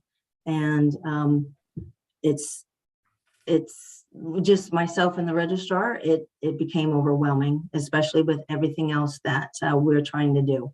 So making sure that paperwork is put in place at the appropriate times to make sure that when it is looked at, that you know that we're in compliance. Thank you.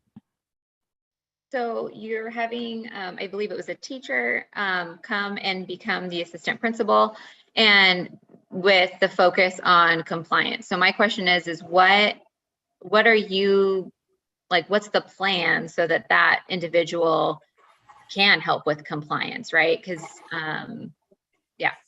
Well, it's all of our jobs. It's not just that particular person. That particular person is coming in place because what we've realized in our evaluation of our effectiveness here is that we need to delineate responsibilities, school level responsibilities to those district level responsibilities to make sure we stay in place. So the 5 steps that we are doing, we have our root causes. Root cause is paperwork. Copious amounts of paperwork and being able to keep up on that paperwork. We are in compliance, but being able to show you that we are in compliance, making sure that that paperwork is in the right place at the right time so that you see we are in compliance. So being able to bring that moving that reading specialist up to a vice principal frees me up to be able to address and stay in compliance. Being able to have a vice principal who's properly trained. Now, instead of doing evaluations for 21 staff members, now I only have to evaluate possibly half of the staff, which frees up more time for me to address changing laws and regulations, to address processes here that need to be changed to make sure that they stay in compliance as the laws change. Would you still be the principal on site then that handles discipline and it sounds like teacher evaluations and all of those items? So bringing that vice principal into being fully certified, that vice principal will go through ASA and has already gone through quite a few trainings on how to evaluate teachers appropriately. This is a person that I have been mentoring for the last 4 years that has stepped in and started taking over some discipline issues. So all of the building level processes with evaluations, with walkthroughs, with discipline, being able to separate some of those responsibilities to give me the ability to be a superintendent and CEO, to be able to allow for some of those building level responsibilities to be taken over by someone else so that I am able to move forward and make sure that we stay in compliance. Okay, sorry, I'm not sure that I so next year, will you still be doing discipline and still be doing teacher evaluations? Minimally. Training that person to come up and help with those items. I will still be involved. That person has gone through 4 years of training and will continue training. But yes, that person is going to help with discipline and some of the teacher evaluations. Okay. All right. So I guess I have a couple of comments. I'd be interested to see where other, board members are at, unless obviously we can keep asking more questions as well.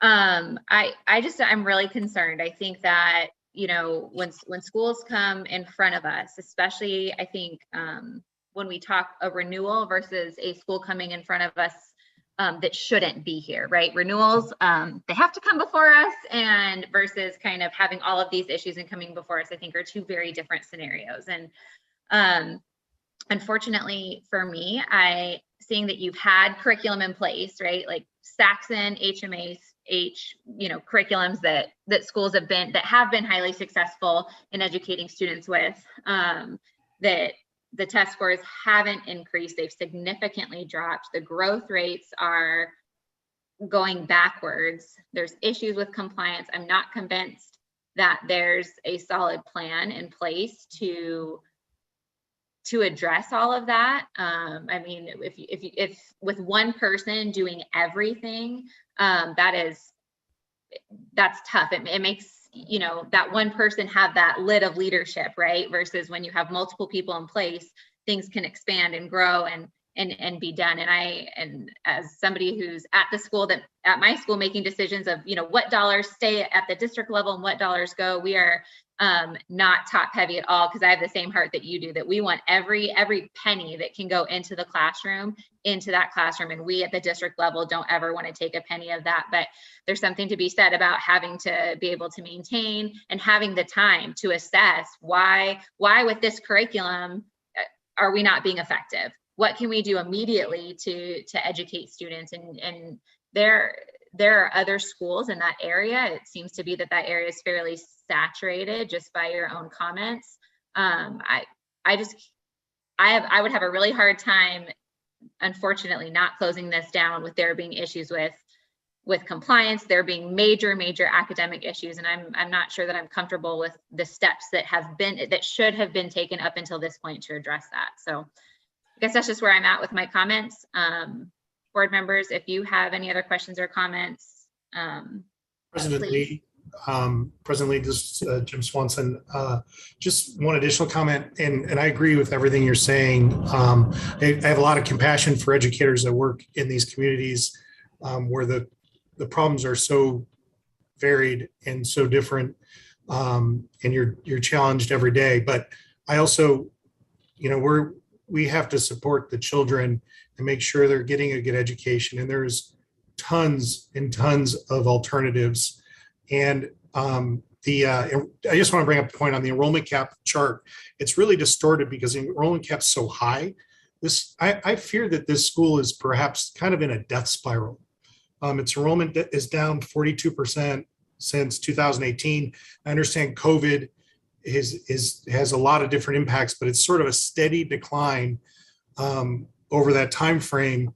And I think what you're maybe seeing is a school that's trying to figure out how to operate with so few students and still has a high fixed cost structure, and then things are getting dropped. And I just, a quick question for Joanna. Joanna, have you ever seen a school go from like all green like this to all red? All green to all red in relation to the operational dashboard? Yeah, the dashboards. I'm going to say the quick answer is yes. However, we have been increasing our site monitoring and therefore are seeing more schools. But in relation to seeing all of those reds and getting that 6 does not meet, it's a very small number of charters that really get at this. As you know, for this year, I've only brought, I think this is the 5th charter that I brought to you in fiscal year 22 out of our 400 something charters that we have that are currently meeting operationally. Right. If I may address you, Mr. Swanson? Yes. What you said about that death spiral with population, you are correct, which is why the building is sold. We will lease back for a year at a considerable less amount than the debt through the bond. And we are currently looking for a new facility to move. We recognize that when the school opened in 2004, in fact, Ms. Medina knows she was here as well at Phoenix Advantage Charter School. There was a large population here, but the schools that were around us weren't as strong as they are now. So with the school building being sold, that allows Phoenix Advantage Charter School to find a new location. Our bondholders have agreed, and that letter will be submitted as soon as the ink is dried on the final sale, that they are releasing Phoenix Advantage Charter School from all debt. So Phoenix Advantage Charter School will be able to find a new location, totally debt-free. We are looking within a 5-mile radius so that our students, and with our busing, we are able to still provide for our population. And we're looking for a building where we can recruit more students that we are able to grow our population with. May I ask a question? Yes. So with regards to the prospective new locations, do you have some, or I mean, you're saying you're looking, do you have sites picked out, and what do those look like? There are several, and just depending on what the board decides to do and where they decide to move forward, we have the ability to lease this building. We have a 3-year lease that's being negotiated now. So that gives us 3 years at a considerable amount less than our debt, bond debt, to be able to find the perfect location for Phoenix Advantage Charter School, and be able to provide the facility that the students deserve. If that facility is someplace that needs to be improved upon to meet the needs so that it can be E-rated, then that'll give us the appropriate amount of time to do so. Thank you. This is Ms. Barr. Going off this building, because it's since everyone seems to be concerned with that too. With the way that real estate prices are going right now, and now the possibility of having to bus students even further with rising gas prices, obviously can't predict what's going to happen in the next year or two. How do you plan on addressing possibly having to pay more for a new site, or having to pay even more for gas prices or vehicle maintenance or drivers? We do not have our own transportation department. I go through Beeline for that transportation. We have 2 buses that transport the students that are needing transportation, and the rest of our parents drive the students to school or they walk to school. At this point in time, we don't have any financial issues with Phoenix Advantage Charter School. Our financial dashboard is looking very well, and with the sale of the building, not having that financial debt of a $7.7 million bond over our head, it's going to put us in even a better place financially.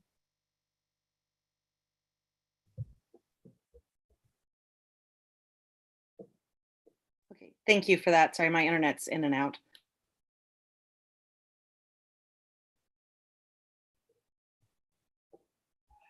Board members, are there any other questions or comments? This is Carlos Ruiz, and it's just a comment. Just listen to everything.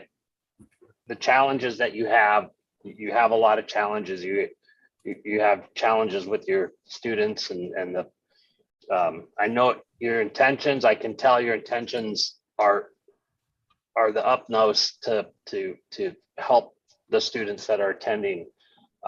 There are a lot of challenges I see on this this presentation, and it, however I decide, it's not that I don't think that your intentions are not right. I think you're trying to do the best that you can with the situation. I'm a very small business owner, and I've had some really difficult times too. But I just wanted you to know, I respect all the things that you're trying to do for your students there over these last few years. Thank you. Appreciate it. And might I say, with all those compliance issues that came about, it was all paperwork. It wasn't that we weren't in compliance as a school. We were in compliance. Everything was there. It just needed to be uploaded to show you that we were in compliance. There was no oversight on I believe on anyone's part to make sure that we were in compliance. It was putting the paperwork in the right place so that when you came in for the review, you're like, oh yeah, that's there. So making sure now that that paperwork is in the right place at the right time when it needs to be, so that you can see we are in compliance. Well, and just a quick question on that. I do believe you had actual compliance issues, like your teacher salary posting wasn't posted where it was supposed to be. Your enrollment policies were not what they needed to be. I mean, little tweaks. You weren't like saying, we can't enroll you, but you had actual compliance. It's not that you couldn't provide the board staff with your enrollment packet. It's that it was out of compliance. Is that accurate? Right. There were words like there were words that Rebecca Weinhold asked us to take out instead of, because it looked like we were mandating. Right. So, So technical in nature. The heart was correct. The technicality wasn't. But I just wanted, it wasn't just that they couldn't find the enrollment packet and you needed to hand them the paperwork. It's that there were some compliance that is issues. correct. And so right. And so after that meeting, I was able to attend the just a couple weeks ago to get the full scope of what needed to happen with that enrollment packet, and those changes were made. Yes. Yeah. No, I just want to, echo what Mr. Ruiz said.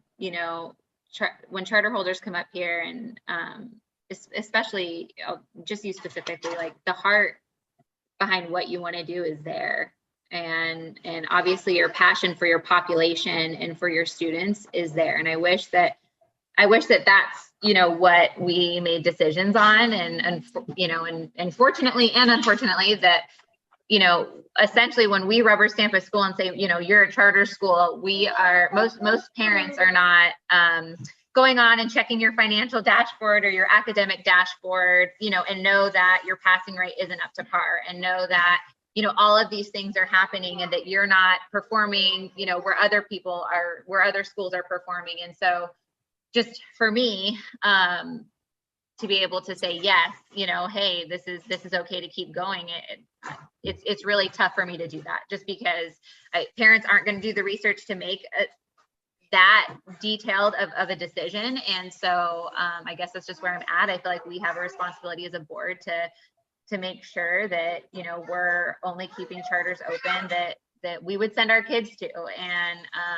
And like I said, it just has a track record of, it's not just 1 year. It sounds like, you have some things coming down the pipeline that sounds great, but they're just not there yet. So I guess that's where I'm at. Board members, any other questions or comments? President Lee, I have a couple of questions. Maybe Joanna can answer them. This is Hans. So all the compliance issues, were they operational, or was there any concern? Was there anything that was brought forth formally about academics?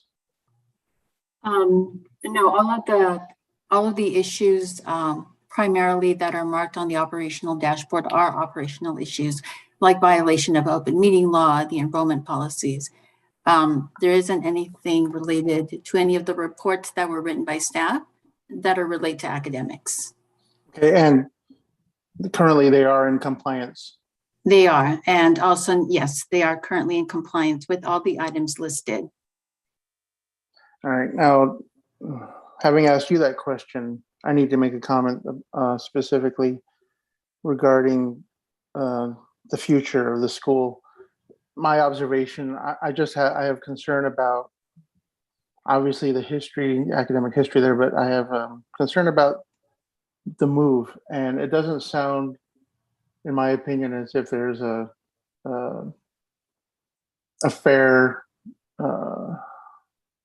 fairly good idea of what the new location is going to be. I was intrigued. I have to make the comment that I was intrigued by the White Mountain Apache students that were there, and I think that would be. I'm just assuming maybe the charter operator can clarify that might be a consequence of your proximity of the school to the Phoenix Indian Medical Center, which is probably less than a mile away. No, sir. No. No. Well, I was just going to say that if it was, then I think you're about as close as you could be for that, to help that in the real estate market, anyway, the current real estate market. I do agree with the President Lee and Board Member Ruiz. I think your intentions are outstanding and there's unquestioned. We cannot question them. I'm just concerned about the application of state monies toward this ongoing endeavor. And I think, no, I'm not even going to speculate. I'll just make that comment.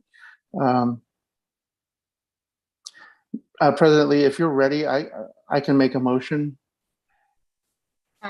Yes, I'm ready, unless just give it another second. Any other board members? Okay. Yeah, I think we're ready for a motion. It's regrettable for me, but I move to issue a notice of intent to revoke the charter contract of Phoenix Advantage Charter School, Inc. for failure to meet the operational performance expectations set forth in the board's operational performance framework and violation of its charter and state and federal law. Phoenix Advantage Charter School, Inc. is given notice that it must comply with the requirements set forth in administrative rule regarding notice to the school, staff, parents, and guardians of the notice of intent to revoke and with required submissions to the board. Second. Thank you, Member Swanson. Aaron, with the roll call, please. Vice President Close. Aye. Superintendent Hoffman. I just want to say it's always with a very heavy heart in these types of votes that I vote aye. And I just wish you the best as a leader in education. I hope that you can surround yourself with other leaders who can help support your vision and uplift you in your future endeavors. But that's my vote. Ms. Barr. Aye. Dr. Crockett. Echoing Superintendent Hoffman's good wishes for the future, I vote aye. Ms. Foster. Ms. Monteith. Sadly, I vote aye as well. It sounds like you're doing a lot of really great things, but it sounds like a little bit of direction is needed at this time. Mr. Ruiz. Aye. Mr. Stratton. Regretfully, given the facts and circumstances, I have to vote aye. Mr. Swanson. Aye. President Lee. Aye. Motion passes unanimously. For being here. Thank you. All right. Summary of current events. Ashley, if you could let us know future meeting dates. Yep.